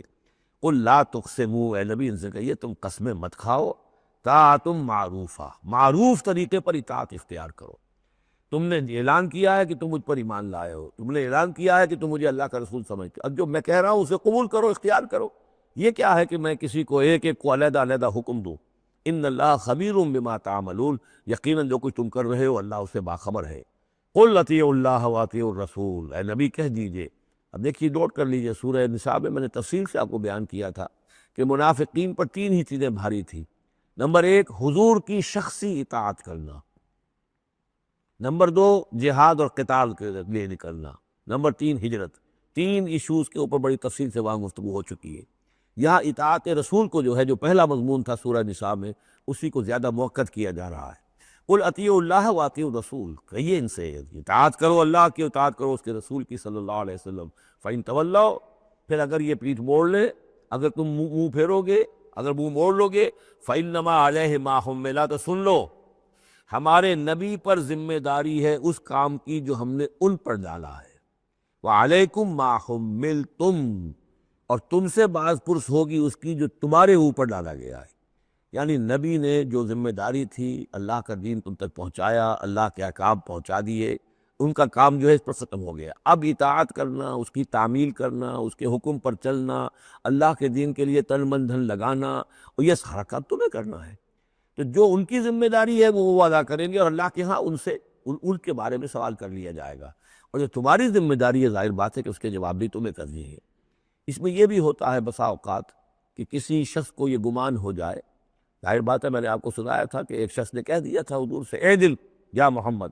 اے محمد عدل سے کام لیجیے صلی اللہ علیہ وسلم۔ بڑی گستاخی کے ساتھ اس نے کہا، گویا کہ الزام لگایا کہ آپ یہ جو صدقات کی جو تقسیم کر رہے ہیں یا مال غنیمت تقسیم کر رہے ہیں، اس میں آپ عدل سے کام نہیں لے رہے۔ تو حضور نے بھی غصے میں جواب دیا تھا کہ اِنَّمَا عَدْلِ فَلَمْ يَعْدِلْ، اگر میں عدل نہیں کروں گا تو کون کرے گا؟ اسی طریقے سے ہو سکتا ہے کسی جماعتی زندگی کے اندر کوئی امیر ہے اور اس سے کوئی شخص یہ محسوس کرے، اس کا ساتھی، کہ مجھ پر زیادتی کی ہے انہوں نے، امیر نے زیادتی کی ہے۔ کوئی بات نہیں، امیر نے زیادتی کی ہے تو امیر اس کی جواب دہی اللہ کے ہاں کر لے گا، اللہ تعالیٰ کے ہاں جواب دہی ہو جائے گی، اور اب ہو سکتا ہے اس کے کچھ جو بھی نیکیاں ہے وہ تمہارے حساب میں اللہ تعالیٰ درج کر دے، لینا دینا وہاں ہو جائے گا، ڈیبٹ کریڈٹ ہو جائے گا۔ لیکن اس کا مطلب یہ ہو کہ ناراض ہو کر بیٹھ رہا ہو کہ اب اپنی ذمہ داری ادا نہیں ہو رہی، تو پھر تو جواب دہی تمہاری ہو جائے گی اللہ کے ہاں، ایکسپلینیشن کال تمہاری ہو جائے گی کہ ناراض ہو کر بیٹھ رہے ہیں کیونکہ انہوں نے میرے ساتھ یہ کیا ہے، لہذا میں بس اب کام کچھ نہیں کروں گا۔ یہ تو گویا کہ ایک منفی طرز عمل ہے۔ تمہیں جواب دہی کرنی ہے اپنے فرائض کی، اپنی ذمہ داریوں کی۔ تو یہ جماعتی زندگی سے متعلق بعض بہت اہم ہیں جو مباحث اس سورہ مبارکہ میں آئے ہیں، اور ان میں سے بعض ہمارا جو منتخب نصاب نمبر 2 ہے، جو اس سورہ مبارکہ کی آخری آیات ہے، وہ اس کے ایک درس کی حیثیت سے اس میں شامل ہے۔ جو جماعتی زندگی جو ہے، جب ایک جماعت بنانی پڑے گی، اگر دین کا کام کرنا ہے تو اکیلے اکیلے تو نہیں ہو سکتا، جماعت کا نظم ہو، ایک ڈسپلن ہو، ایک حزب اللہ وجود میں آئے، جو سورہ مائدہ میں ہم دیکھ آئے ہیں، فَإِنَّ حِزْبَ اللَّهِ هُمُ الْغَالِبُونَ، غلبہ جو ہے تو وہ حزب اللہ کو اللہ تعالیٰ دیتا ہے۔ ید اللہ علی الجماعہ، جماعت کے اوپر اللہ کا ہاتھ ہے، جماعت کی کو اللہ کی نصرت اور تائید حاصل ہوتی ہے۔ اس جماعتی زندگی کے بعد ایسے نفسیاتی معاملات ہوتے ہیں، اور اس کے اندر بعض ایسے حساس مسائل ہوتے ہیں کہ جن کے بارے میں بڑی عمدہ رہنمائی دی گئی ہے مختلف مقامات پر، ان پر ہم نے پھر مرتب کیا ہے منتخب نصاب، مطالعہ قرآن حکیم کا منتخب نصاب نمبر 2، قل اطیعوا اللہ واطیعوا الرسول۔ ان پر جو ذمہ ہے وہ ان کی اپنی ذمہ داری کا، اور تمہارے اوپر جو بوجھ ہے، جو تمہاری مسئولیت ہے، وہ تمہاری ذمہ داری کی۔ وَإِن تُطِيعُوهُ تَهْتَدُوا، جان لو یہ اللہ کے رسول ہیں، اگر تم ان کی اطاعت پر کاربند رہو گے تبھی تم ہدایت یافتہ ہوگے۔ وَمَا عَلَى الرَّسُولِ إِلَّا الْبَلَاغُ الْمُبِينُ، اور ہمارے رسول پر سوائے صاف صاف پہنچا دینے کے اور کوئی ذمہ داری نہیں۔ اب جو آیت آ رہی ہے یہ بھی طویل آیات میں سے اور عظیم ترین آیات میں سے آیت استخلاف، یہ خلافت کا جو اللہ تعالیٰ نے وعدہ کیا ہے اس امت سے۔ وعد اللہ الذین آمنوا منکم وعملوا الصالحات، اے مسلمانوں اللہ کا وعدہ ہے تم میں سے ان لوگوں کے ساتھ جو ایمان اور عمل صالح کی شرطیں پوری کر دیں گے۔ یہ نام کے مسلمان، نسلی مسلمان، جو اللہ کے حکم پر چلتے بھی نہ ہوں، اللہ کے احکام کے مطابق عمل نہ کرتے ہوں، دین کے لیے تن من دھن لگانے کو تیار نہ ہوں، ان سے یہ وعدہ نہیں۔ وعدہ ہے حقیقی اہل ایمان، جو ایمان حقیقی کی شرط پوری کرے اور ایمان کے جو عملی تقاضے ہیں ان کو بھی بجا لائے۔ وعد اللہ الذین آمنوا منکم وعملوا الصالحات لیستخلفنہم فی الارض، کہ وہ انہیں زمین میں خلافت عطا کرے گا، حکومت عطا کرے گا، غلبہ عطا کرے گا، کما استخلف الذین من قبلہم، جیسے کہ اس نے خلافت عطا کی تھی ان کو جو ان سے پہلے تھے۔ حضرت داؤد کو، حضرت طالوت کو، حضرت سلیمان کو جو خلافت دی گئی، بعد میں بھی مکابی حکومت قائم ہوئی ہے، اس میں بھی خلافت قائم ہوئی، تو یہ خلافت جیسے پہلے ہم نے دی تھی سابقہ امت مسلمہ کو، ایسے ہی اے امت محمد صلی اللہ علیہ وسلم تمہیں بھی خلافت دی جائے گی، بشرطے کہ ایمان اور عمل صالح کی یہ 2 شرطیں تم پوری کرو۔ اب یہ خلافت جو ہے اس کو 3 انداز میں یہاں بیان کیا گیا ہے۔ لَيَسْتَخْلِفَنَّهُمْ فِي الْأَرْضِ، انہیں لازماً خلافت دے گا زمین میں، حکومت دے گا، کما استخلف الذین من قبلہم، جیسے کہ خلافت دی تھی اور حکومت دی تھی ان کو کہ جو ان سے پہلے تھے۔ وَلَيُمَكِّنَنَّ لَهُمْ دِينَهُمُ الَّذِي ارْتَضَىٰ لَهُمْ، اور ان کے اس دین کو زمین میں غلبہ عطا کرے گا، قوت عطا کرے گا، تمکن عطا کرے گا جو اللہ نے ان کے لیے پسند کر لیا ہے۔ ظاہر بات ہے مسلمانوں کی خلافت ہے تو اس کے معنی کیا ہے؟ اللہ کے دین کا غلبہ ہے، تو بات تو ایک ہی ہے، اللہ کا دین غالب، اس کے کیا معنی ہے؟ مسلمانوں کی خلافت، تو چیز ایک ہی ہے، لیکن یہاں 3 الفاظ لا کر اس کی اہمیت کو نمایاں کیا جا رہا ہے 3 اعتبارات سے۔ وَلَا يُمَكِّنَنَّ لَهُمْ دِينَهُمُ الَّذِي ارْتَضَىٰ لَهُمْ، اب یہاں دیکھیے وہی لام مفتوح شروع میں فعل مضارع سے، اور اس کے بعد یہ نون مشدد، یہ سارے وعدے نہایت تاکیدی وعدے ہیں۔ لَيَسْتَخْلِفَنَّهُمْ فِي الْأَرْضِ كَمَا اسْتَخْلَفَ الَّذِينَ مِن قَبْلِهِمْ وَلَيُمَكِّنَنَّ لَهُمْ دِينَهُمُ الَّذِي ارْتَضَىٰ لَهُمْ، واللہ نے دین کون سا ہے جو پسند کر لیا ہے؟ الْيَوْمَ أَكْمَلْتُ لَكُمْ دِينَكُمْ وَأَتْمَمْتُ عَلَيْكُمْ نِعْمَتِي وَرَضِيتُ لَكُمُ الْإِسْلَامَ دِينًا، یہ آیت ہم پڑھ چکے ہیں سورہ مائدہ میں۔ اور تیسری بات وَلَيُبَدِّلَنَّهُم مِّن بَعْدِ خَوْفِهِمْ أَمْنًا، اللہ تعالیٰ ان کے خوف کی کیفیت جو ہے اس کو بدل دے گا امن کی کیفیت سے۔ ظاہر بات ہے جب تک کہ مسلمان کمزور تھے ان کے لیے خوف تھا، ابھی ادھر سے حملے کا اندیشہ ہے، ابھی ادھر سے حملے کا اندیشہ ہے، اب فلاں قبیلے کی طرف سے خبر آئی ہے کہ وہ فوجی تیاری کر رہا ہے، فوج کشی کرے گا، وہ خوف کی ایک کیفیت تھی جو ہر وقت طاری رہی ہے۔ ایمرجنسی کی کیفیت جو ہے مدینہ منورہ میں، یوں سمجھیے کہ پورے 5 برس ایمرجنسی رہی ہے، ہر وقت ہر آن اندیشہ ہوتا تھا، خبریں آ رہی ہیں، اب ادھر سے کوئی قبیلہ حملہ کرنے والا ہے، اب یہ مکے میں کوئی ان کی ملاقاتیں ہوئی ہیں، کوئی سازش ہوئی ہے، ابھی کوئی خط چلا گیا ابو عامر راہب کا کوئی مشن ہے، یہ ساری خبریں آتی تھیں۔ لیکن یہ کہ اب اس کے بعد وہ وقت آ جائے گا کہ ان کا جو خوف کی کیفیت ہے بدل جائے گی امن سے۔ یعبدوننی لا یشرکون بی شیئا، میں یہاں اس کو سمجھتا ہوں مستقبل سے متعلق، جب ایسا ہو جائے گا تو پھر وہ میری بندگی کریں گے کہ اس میں کسی شے کی شرک جو ہے گوارا نہیں کریں گے۔ جب تک اللہ کی حکومت نہیں ہے تو ظاہر بات ہے کچھ نہ کچھ شرک تو ہو ہی رہا۔ اب ہم یہاں رہ رہے ہیں، پاکستان میں رہ رہے ہیں، اللہ کا دین تو قائم نہیں ہے، قانون کس کا ہے؟ اللہ کا تو نہیں ہے، تو گویا کہ ہم قومی اعتبار سے، اجتماعی اعتبار سے کفر اور شرک میں زندگی بسر کر رہے ہیں۔ ہاں ہمارا اپنا کوئی عقیدہ فرض کیجئے ہے بھی ٹھیک، بالکل مشرکانہ اوہام سے ہم نے اپنے آپ کو پاک کر لیا ہے، اور توحید فی العقیدہ ہماری بالکل صحیح ہے، لیکن سوال یہ ہے کہ ہم اس ملک کے شہری ہیں، اس ملک کا دستور ہے، اس ملک کے اندر جو ہے اللہ کی حکومت اور اللہ کے قانون کی بالادستی نہیں ہے، تو اس کے کیا معنی؟ ہم بھی اس کے شہری ہونے کی حیثیت سے اس میں ملوث ہیں۔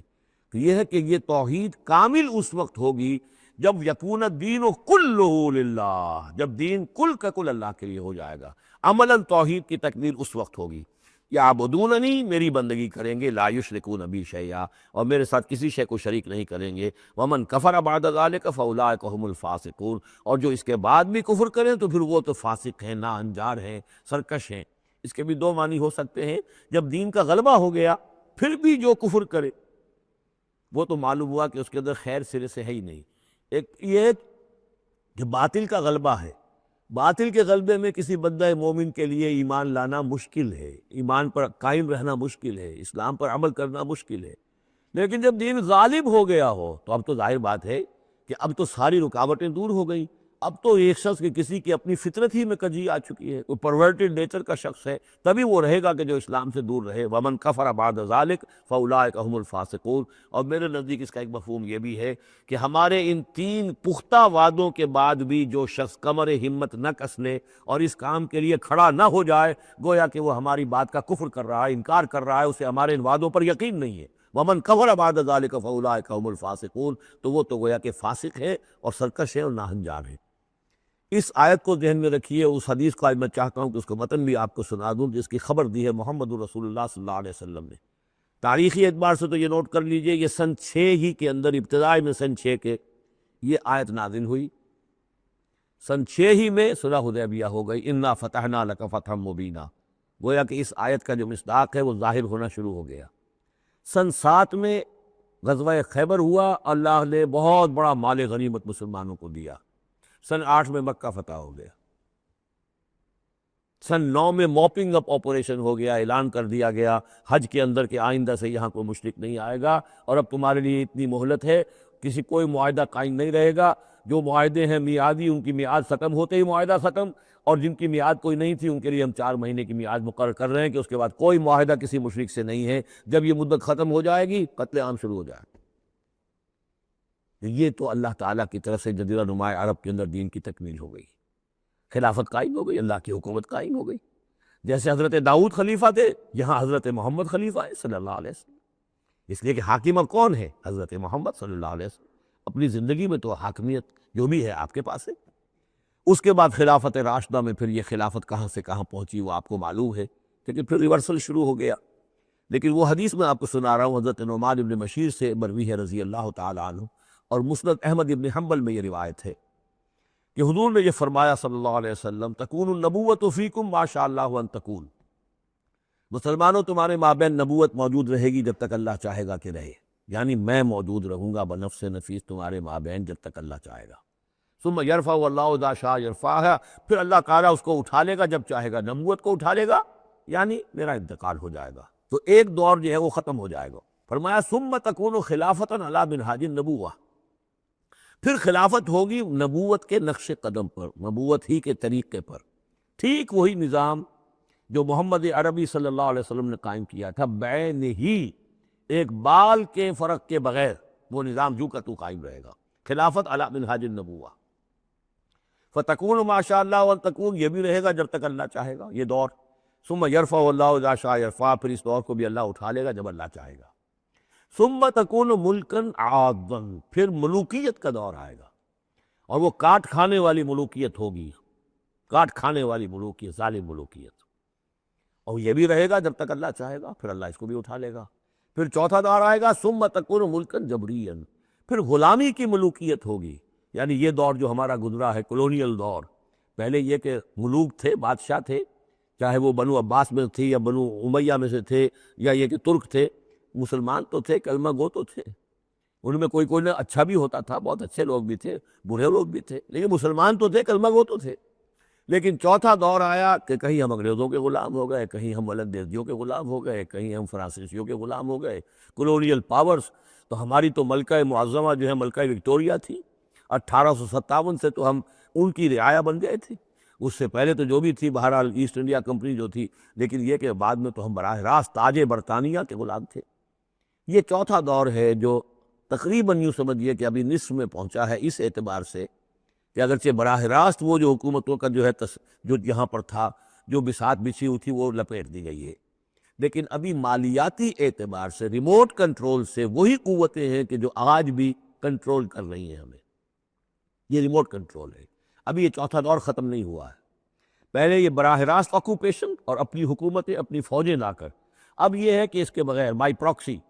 چاہے ہمارے ہی آدمی بیٹھے ہوئے ہیں، لیکن اصل میں سارا جو ہے یہ مالیاتی جو ہے استعمار ہے، ایک نیا عالمی استعمار ہے۔ لیکن یہ استعمار جو ہے اس طرح کا کولونیل رول نہیں ہے کہ انگریز موجود ہیں، ان کی فوج موجود ہے، یا فرانسیسی فوج موجود ہے، یا اطالوی فوج موجود ہے، بلکہ یہ تو I M F World Bank کا نظام ہے اس کے تحت، اور ملٹی نیشنل کمپنیوں کی۔ لیکن جو چوتھی جو خوشخبری کی بات ہے وہ یہ ہے کہ حضور نے فرمایا بالآخر یہ چوتھا دور بھی ختم ہو جائے گا،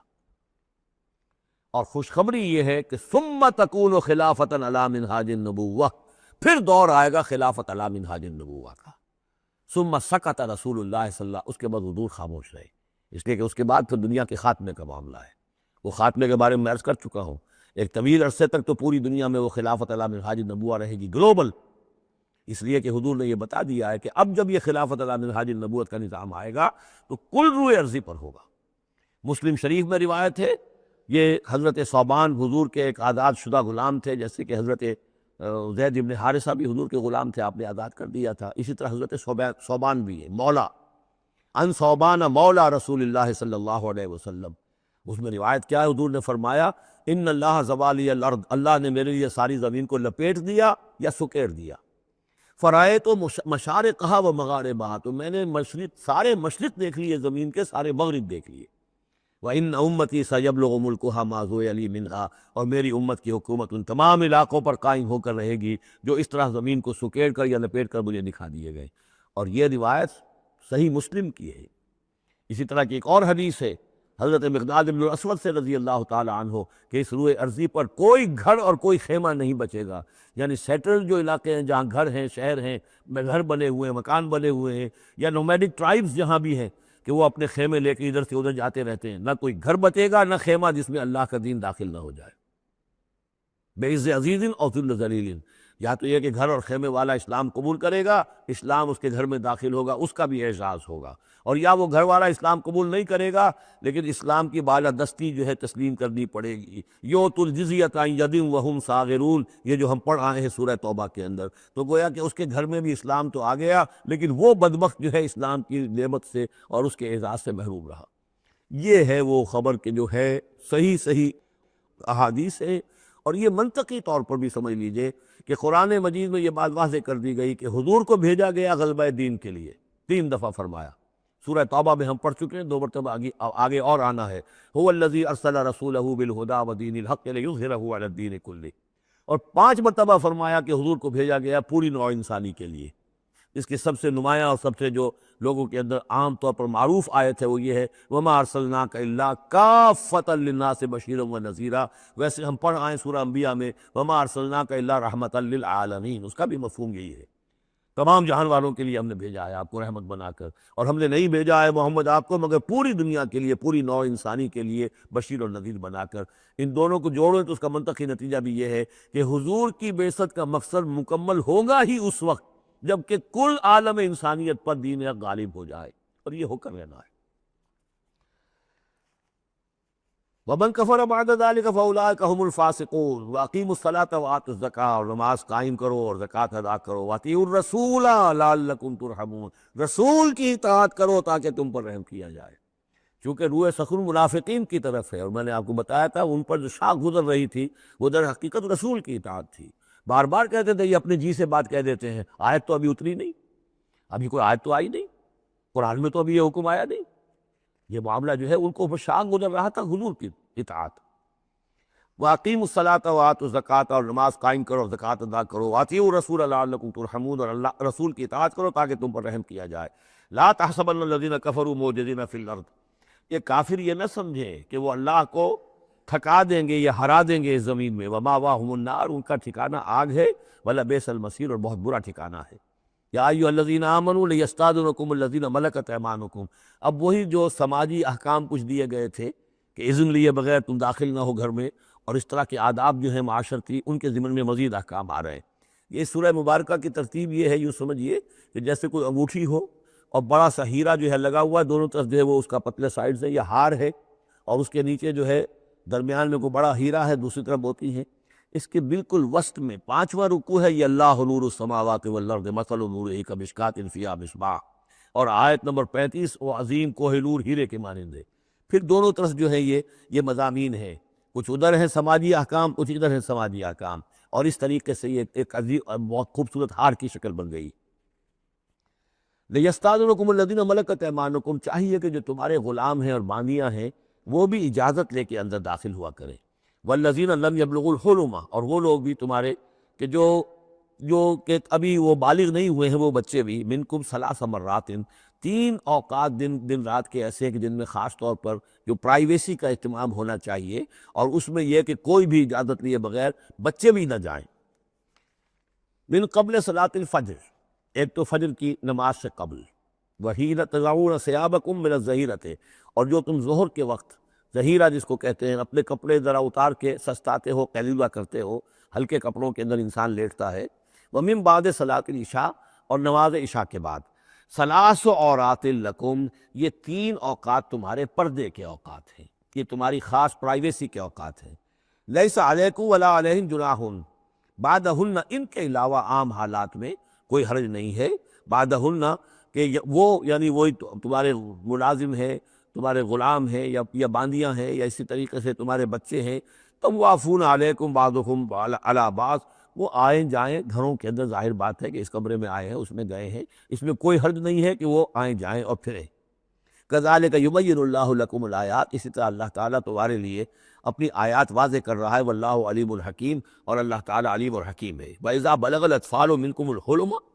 اور جب تمہارے بچے جو ہیں، جو لڑکے ہیں، وہ بھی بالغ ہو جائیں، انہیں سب سمجھ آ جائے، جو بھی معاملات ہیں دونوں شوق کے، فَلْيَسْتَأْذِنُوا كَمَا اسْتَأْذَنَ الَّذِينَ مِنْ قَبْلِهِمْ، تو پھر وہ بھی اذن لے کر اسی طرح داخل ہوا کریں جیسے کہ پہلا حکم آیا تھا کہ اذن لیے بغیر گھر میں داخل نہ ہو۔ کذالک یبین اللہ لکم آیات، اس طرح اللہ تعالیٰ تمہارے لیے اپنی آیات کو واضح کر رہا ہے، واللہ علیم الحکیم، اللہ علیم اور حکیم ہے۔ والقواعد من النساء اللاتی لا یرجون نکاحا،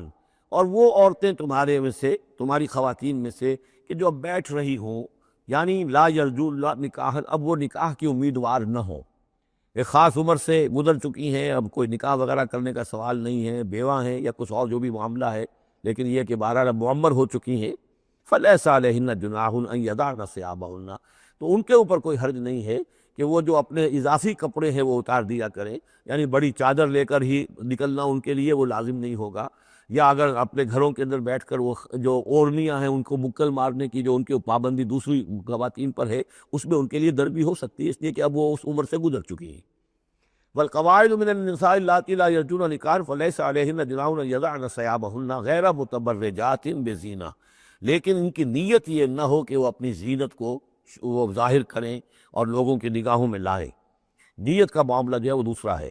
وَأَن يَسْتَعْفِفْنَ خَيْرٌ لَهُنَّ، اور اگر وہ اس معاملے میں احتیاط ہی کریں تو بہتر ہے، اس رعایت سے فائدہ نہ اٹھائیں تو بہتر ہے، اس لیے کہ شیطان جو ہے وہ ہر وقت طاق میں لگا رہتا ہے، نہ معلوم کس وقت کس کے دل میں کیا خیال پیدا کر دے۔ واللہ سمیع علیم، اور اللہ سب کچھ سننے والا اور جاننے والا ہے۔ لیس علی الاعمی حرج، اب چونکہ یہ جو احکام دیے جا رہے تھے تو اس معاشرے کے اندر ایسا بھی تھا کہ کسی خاندان کے ساتھ کچھ لوگ جو ہیں بیچارے، کوئی لنگڑا ہے، کوئی اندھا ہے، اپنے برادری کا ہے، اپنی رشتہ داروں میں ہے، وہ بھی گھر میں رہ رہا ہے، وہ اپنی کوئی آزاد جو معاش اور آزاد جو ہے کوئی معاشرتی حیثیت کا اہل نہیں ہے، تو اب ان کے لیے کیا ہوگا؟ کیا یہ ساری پابندیاں جو ہے اسی طریقے سے ان کے اوپر بھی پوری طریقے سے عائد کی جائیں گی؟ تو ان کے ضمن میں کہا جا رہا ہے کہ وہ اگر تمہارے گھروں میں رہے تو کوئی حرج نہیں ہے۔ لیس علی الاعمی حرج، کوئی کسی اندھے کے اوپر کوئی حرج نہیں ہے، کوئی تکلیف نہیں ہے، ولا علی الاعرج حرج، اور نہ ہی کسی لنگڑے پر، ولا علی المریض، اور نہ بیمار پر، حرج، ولا علی انفسکم، نہ تمہارے اوپر کوئی اس میں کوئی تنگی ہے، ان تاکلوا من بیوتکم و بیوت آبائکم، کہ تم کھانا کھایا کرو اپنے گھروں سے، اپنے باپوں کے گھروں سے، اور بیوت امہاتکم، یا اپنی ماؤں کے گھروں سے، اور بیوت اخوانکم، اپنے بھائیوں کے گھروں سے، اور بیوت اخواتکم، یا اپنی بہنوں کے گھروں سے، اور بیوت اعمامکم، یا اپنے چچاؤں کے گھروں سے، اور بیوت عماتکم، یا اپنی پھوپھیوں کے گھروں سے، اور بیوت اخوالکم، یا اپنے ماموں کے گھروں سے، اور بیوت خالاتکم، یا اپنی خالاؤں کے گھروں سے، او ما ملکت مفاتحہ، یا یہ کہ جس کی کنجیاں تمہارے ہاتھ میں ہے، کارخانہ ہے، اس کے مالک ہی تم ہو، وہاں جاؤ اور وہاں پر جا کر تم کھانا پینا ہو تو کھاؤ، اور صدیقکم، یا تمہارے اپنے دوست ہیں اس کے گھر سے، لیس علیکم جناح ان تاکلوا، کوئی حرج نہیں ہے تم پر اس میں، ان تاکلوا جمیعاً، کہ سب مل کر کھاؤ، او اشتاتا، یا علیحدہ علیحدہ کھاؤ۔ اس کو خام خواہ بعض لوگوں نے عورتوں اور مردوں کے اوپر وہ جو ہے اس کا انطباق کر دیا ہے کہ چاہیں تو عورت اور مرد مل کر کھائیں اور چاہیں تو وہ علیحدہ علیحدہ کھائیں۔ یہاں مراد یہ ہے کہ بسا اوقات ایسے مواقع پر انتظار میں بڑی دقت ہوتی ہے۔ جیسے آج کل آپ کو معلوم ہے کہ ولیمہ ہے اور ٹائم دے رکھا ہے 9 بجے کا اور 12 بج رہے رات کے، لڑکی والے تو آئے نہیں ہیں اس لیے ولیمہ ہو نہیں سکتا، بیٹھے ہوئے لوگ سوکھ رہے ہیں۔ کیا ضرورت ہے؟ جو آئے ہیں وہ کھائیں اور جائیں۔ لہذا یہ نہیں ہے کہ سب کے سب جمع ہو کر ہی اور ایک ہی جمعیت ہو تبھی وہ کھائیں، بلکہ یہ کہ اپنی ضرورت کے تحت جیسے بھی ہو، اگر سب مل جل کر بیٹھ کر کھائیں تب بھی کوئی حرج نہیں، اور اگر علیحدہ علیحدہ گروپس کے اندر یہ کھا لیا جائے تب بھی کوئی حرج نہیں۔ یہ مجلسی احکام جو دیے جا رہے ہیں اس سے مراد یہ نہیں ہے کہ سطر اور حجاب کے احکام بھی یہاں پہ ٹوٹ جائیں گے، اور یہاں پر جو ہے گھریلو جو ہے اگر پارٹیز کوئی تھرو کی گئی ہیں تو اس میں کوئی پردے وردے کی حاجت نہیں ہے، اس میں مرد اور عورتیں جو ہے وہ مخلوط طور پر شریک ہو جائیں، معاذ اللہ، یہ مراد نہیں۔ فَإِذَا دَخَلْتُمْ بُيُوتًا فَسَلِّمُوا عَلَىٰ أَنفُسِكُمْ، پھر جب تم گھروں میں داخل ہو تو اپنے آپ پر سلام بھیجا کرو، یعنی انفسکم سے مراد ہے گھر میں رہنے والے جو ہیں وہ تمہارے ہی میں سے ہیں، تمہارے رشتہ دار ہیں، عزیز ہیں، یا تمہارے اپنے گھر میں بھی داخل ہو تو السلام علیکم کہو۔ تحیۃ من عند اللہ مبارکۃ طیبۃ، یہ دعا ہے اللہ کے پاس سے، اللہ نے تمہیں سکھائی ہے السلام علیکم، اور یہ مبارک بھی ہے اور پاک بھی ہے۔ کذالک یبین اللہ لکم الآیات لعلکم تعقلون، اسی طرح اللہ تعالیٰ تمہارے لیے اپنی آیات کو واضح کر رہا ہے، کھول کر بیان کر رہا ہے تاکہ تم عقل سے کام لو۔ اب آخری جو رکوع ہے اس کا، اس سورہ مبارکہ کا، اور اس کی کل 3 آیات ہیں، یہ خالص جماعتی زندگی، وہ جو جہاد اور قتال کے لیے یا کسی اور اجتماعی کام کے لیے حضور جب نکلتے تھے اور اہل ایمان آپ کے ساتھ ہیں، اس وقت کیا صورتحال ہونی چاہیے۔ انما المؤمنون الذین آمنوا باللہ ورسولہ، مومن تو صرف وہی ہیں جو ایمان لائے اللہ پر، اس کے رسول پر، وَإِذَا كَانَ مَعَهُ عَلَىٰ أَمْرٍ جَامِعٍ، اور جب وہ ہوتے ہیں ان کے ساتھ یعنی رسول کے ساتھ کسی اجتماعی کام کے ضمن میں، لم یذهبوا حتی یستاذنوہ، تو وہاں سے جاتے نہیں ہیں جب تک کہ اجازت نہ لے لیں۔ اب آپ نکلے ہیں کسی کام کے لیے، ایک نفری ہے آپ کے ساتھ، لیکن یہ کہ کوئی کہیں کھسک جائے کوئی کہیں کھسک جائے تو یہ تو صحیح نہیں ہے۔ وہ تو یہ ہے کہ اب اس اجتماعی نظم کا تقاضا یہ ہے کہ اب جہاں بھی وہاں سے کوئی عذر پیش آ گیا ہے، کوئی ایسی مجبوری ہے، کوئی جانا ہے تو اجازت لے کر جائیں۔ علی امر جامع لم یذهبوا حتی یستاذنوہ، جب تک اذن نہ لے لیں۔ ان الذین یستاذنونک اولئک الذین یؤمنون باللہ ورسولہ، یقیناً جو اے نبی جو لوگ آپ سے اجازت لیتے ہیں وہی ہیں کہ جو ایمان رکھتے ہیں اللہ پر، اس کے رسول پر۔ فیستاذنوک، پھر جب وہ آپ سے کوئی اجازت مانگے، رخصت مانگے، لبعض شانہم، اپنی کسی عذر کی وجہ سے، فاذن لمن شئت منہم، تو اجازت دے دیجئے جسے آپ چاہیں۔ مطلب یہ ہے کہ جو لیڈر ہے، جو اس وقت سپہ سالار ہے، اسے معلوم ہے سچویشن کیسی ہے، میرے پاس پہلے ہی نفری، میرے پاس کوئی اضافی نفری ہے جس میں سے میں کسی کو ریلیو کر سکتا ہوں، یا پہلے ہی میرے پاس کم نفری ہے، اس میں کسی اور کی کمی جو ہے وہ اور زیادہ خطرناک ہو جائے گی نتائج کے اعتبار سے۔ لہذا یہ نہیں ہے کہ صاحب میں نے اجازت طلب کی تو مجھے اجازت ملنی چاہیے، یہ نہیں، اجازت کیا ہوئی پھر؟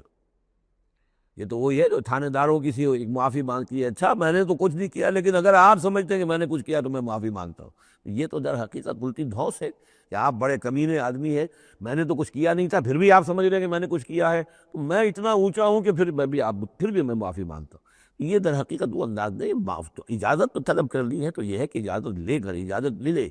اور یہ اختیار جو ہے پھر اے نبی آپ کو ہے کہ آپ چاہیں تو اجازت دیں۔ فاذن لمن شئت منہم واستغفر لہم اللہ، اور اس پر بھی ان کے لیے استغفار کیجئے اللہ سے، کیونکہ انہوں نے ظاہر بات ہے اپنے کسی ذاتی کام کو زیادہ اہمیت دی ہے اس اجتماعی کام سے۔ یہ اجتماعی کام نبی کا ذاتی نہیں ہے، یہ دین کا کام ہے، اللہ کے دین کا کام ہے۔ دین کو غالب کرنا فرض منصبی اللہ کی طرف سے ہے ان پر، لہذا اس کے لیے تم ان کے ساتھ نکلے ہو۔ لہذا یہاں پر جو ہے اب اگر تم نے اپنے ذاتی کام کو اس دین کے کام سے اہم تر سمجھا ہے تبھی تو یہاں سے رخصت لے کر جا رہے ہو، یہ خود ایک ہلکی بات ہے، گویا کہ تم نے دین کے کام کو کمتر سمجھا ہے اللہ کے کام اپنے کام سے، اور اس کو اہمیت زیادہ دی ہے۔ لہذا استغفار، اے نبی ان کے لیے استغفار کیجئے، واستغفر لہم اللہ، اور ان کے لیے استغفار کیجئے، ان اللہ غفور الرحیم، یقیناً اللہ تعالیٰ غفور الرحیم ہے۔ ایک بات البتہ نوٹ کر لیجئے کہ یہ مضمون جب سورہ توبہ میں آیا ہے تو اس سے اگلا قدم ہے، یہ چونکہ ہے سن 6، وہ ہے سن 9، 3 سال میں فرق کیا واقع ہوا؟ ابھی تو فرمایا گیا ہے کہ جو اجازت لے کر جاتا ہے نبی وہ وہی ہے کہ جو واقعی ایمان رکھتا ہے، لیکن وہاں فرمایا گیا جو ایمان رکھتے ہیں وہ اجازت لیتے ہی نہیں۔ وہ جو موقع تھا وہ تھا نفیر عام کا موقع، وہ موقع تھا نہایت ہی سمجھیے ایمرجنسی کا موقع۔ اس موقع پر اجازت طلب کرنا ہی در حقیقت اس بات کی علامت تھی کہ یہ منافق ہے، لہذا وہاں روکا گیا۔ آپ نے کیوں اجازت دے دی؟ عفی اللہ عنک لما اذنت لہم، کیوں آپ نے اجازت دے دی؟ آپ کی اجازت آپ نہ دیتے تب بھی انہوں نے جانا نہیں تھا، تو ان کا جو نفاق کا پردہ چاک تو ہو جاتا نا، ان کی حقیقت تو کھل جاتی۔ تو یہ وقت کے حوالے سے ہے، اور اس کو درجہ بندی بھی کہہ سکتے ہیں۔ ایک وہ لوگ ہیں جو اس دین کے کام کے لیے اس درجے ہمتن اپنے آپ کو پیش کر چکے ہیں کہ دنیا کے کسی بھی کام کو اس سے اہم تر نہیں سمجھتے، وہ کیسے اجازت طلب کریں گے؟ اس سے نچلا درجہ ہے کہ وہ لوگ ہیں جو دین کے اس کام میں لگے ہوئے ہیں، لیکن کم سے کم نظم کی اتنی پابندی تو کرتے ہیں کہ اگر کہیں انہیں ضرورت پیش آ گئی جانا ہے تو اجازت لے کر جائیں۔ اس سے نیچے وہ لوگ ہیں جو اجازت کے بغیر ہی کھسک گئے تو معلوم ہے ان کا تو سرے سے اس کام سے سرے سے کوئی تعلق ہے ہی نہیں۔ تو درجہ بندی ہے، سیڑھیاں ہیں، اوپر کی سیڑھی کے اعتبار سے درمیانی سیڑھی نیچے ہے، لیکن نیچے والی سیڑھی کے اعتبار سے درمیانی اونچی ہے۔ تو یہ ریلیٹیو معاملہ جو ہے رہے گا کہ ایک وہ لوگ ہیں جو سرے سے اس کا بھی خیال نہیں کرتے کہ اجازت لیں، اجتماع ہے، کوئی اس کی معذرت بھی نہیں کی ہے، نہ بعد میں کی ہے، نہ پہلے کہا ہے کہ میں نہیں آ سکتا، معلوم ہوا کہ انہیں کوئی سرے سے احساس ہی نہیں ہے کہ ہم کسی نظم کے پابند ہیں اور ہماری کوئی ذمہ داری ہے۔ اس سے بہتر کم سے کم وہ لوگ ہیں کہ جو اپنا عذر پیش کر دیتے ہیں، اجازت لے لیتے ہیں۔ لیکن اس سے بھی بہتر اونچا درجہ ہے کہ دنیا کے کسی بھی کام کو دین کے اس کام سے اہم تر مت سمجھو، اللہ تعالیٰ تمہارے کام سنوارے گا، اللہ تعالیٰ تمہاری ذمہ داری قبول کر لے گا، تم اللہ کے کام کے لیے نکلو۔ لا تجعلوا دعاء الرسول بینکم کدعاء بعضکم بعضا، تم یہ رسول کا بلانا اپنے مابین ایسے نہ سمجھ لو جیسے تمہارا آپس میں ایک دوسرے کو بلانا ہوتا ہے۔ بلانا یہ بھی ہے، آپ نے کسی کو دعوت دی، میرے گھر آئیے کھانا کھائیے، رسول نے دعوت دی، کیا یہ برابر ہو جائے گا معاملہ؟ لیکن ایک بلانا یہ ہے کہ رسول پکار رہا ہے تمہیں کہ آؤ اللہ کی راہ میں چلو میرے ساتھ، ایک یہ کہ کوئی عام آدمی آپ کو کہہ رہا بھائی میرا ایک کام ہے، ذرا میرے اس کام کے لیے تھوڑی دیر کے لیے آ جائیے، کچھ مجھے چاہیے، مدد چاہیے، تو زمین و آسمان کا فرق ہو گیا۔ اور تیسرے معنی اس کی یہ بھی ہے کہ دعا سے مراد یہ کہ مخاطب ہونے کا انداز، تم جس طرح ایک دوسرے سے بات کر لیا کرتے ہو ایسے رسول کے ساتھ بات نہ کر لیا کرو، ان کے مقام کو، ان کے ادب کو۔ یہ سورہ حجرات میں جا کر تفسیر سے ہی بات آئے گی، لا ترفعوا اصواتکم فوق صوت النبی ولا تجہروا لہ بالقول کجہر بعضکم لبعض ان تحبط اعمالکم۔ تو یہ تینوں مفہوم اس کے ہی۔ قد یعلم اللہ الذین یتسللون منکم لواذا، اللہ کو خوب معلوم ہے تم میں سے وہ لوگ جو اوٹ لے کر کھسک جاتے ہیں، یعنی کہیں نکلے تو ہیں، درج ہو گیا کہ یہ بھی جانے والوں میں ہے، کہیں دیکھا کہ کوئی دیکھ نہیں رہا، کھسک گئے، یا اجتماع ہے، بیٹھے ہوئے ہیں، وہیں پر اب بات آئی ہے کہ اب ایک مہم درپیش ہے، اب انہیں سمجھ میں آ گیا کہ اب نام مانگے جائیں گے، کون لوگ اس کے لیے اپنے آپ کو والنٹیئر کرتے ہیں، تو اس سے پہلے کہ وہ مرحلہ آئے وہ وہاں سے کھسک جائیں۔ یتسللون منکم، جو سٹک جاتے ہیں، کھسک جاتے ہیں، آنکھ بچا کر لواذا فَلْيَحْذَرِ الَّذِينَ يُخَالِفُونَ عَنْ أَمْرِهِ، تو انہیں ڈرنا چاہیے کہ جو رسول کے معاملے میں، رسول کے بات کی مخالفت کرتے ہیں، ان تصیبہم فتنۃ، کہ ان پر کوئی عذاب اللہ کی طرف سے آ جائے، وہ پکڑ آ جائے، کوئی بہت بڑی آزمائش آ جائے، اور یصیبہم عذاب علیم، یا ان کے اوپر کوئی بہت بڑا دردناک عذاب آ جائے۔ الا ان للہ ما فی السماوات والارض، آگاہ ہو جاؤ، یقیناً اللہ ہی کے لیے ہے جو بھی کچھ ہے تمام آسمانوں میں اور جو بھی کچھ ہے زمین میں۔ قد یعلم ما انتم علیہ، اللہ خوب جانتا ہے کہ تم کس مقام پر کھڑے ہو، تمہاری حیثیت کیا ہے، حقیقت کیا ہے، ایمان کتنا ہے، کتنے پانی میں ہو، تمہارے اعمال کیسے ہیں، ما انتم علیہ، جس حال میں تم ہو اللہ خوب جانتا ہے۔ وَيَوْمَ يُرْجَعُونَ إِلَيْهِ، اور جس دن کہ وہ لوٹائے جائیں گے اللہ کی طرف، فَيُنَبِّئُهُم بِمَا عَمِلُوا، تو اللہ تعالیٰ ان کو جتلا دے گا جو کچھ کے عمل انہوں نے کیے ہوں گے۔ واللہ بکل شیء علیم، اور اللہ ہر چیز کا علم رکھنے والا ہے۔ یہاں تیسرا گروپ جو ہے مکی اور مدنی صورتوں کا وہ ختم ہو گیا۔ مکی صورتیں 14، مدنی صرف ایک، سورہ نور۔ اب یہ چوتھا گروپ شروع ہو رہا ہے، اور اس میں 8 صورتیں جو ہیں وہ مکی آئیں گی، جن میں سے 4 الف لام میم سے شروع ہوں گی، سورہ عنکبوت اور سورہ روم، سورہ لقمان، سورہ سجدہ، اور 4 جو ہیں یہ مختلف، ایک تو بغیر کسی حروف مقطعات کی ہے، یہ سورۃ الفرقان، یہ پہلی ہے، اور پھر 3 جو ہیں ان کے اندر مختلف جو ہیں آئیں گی حروف مقطعات۔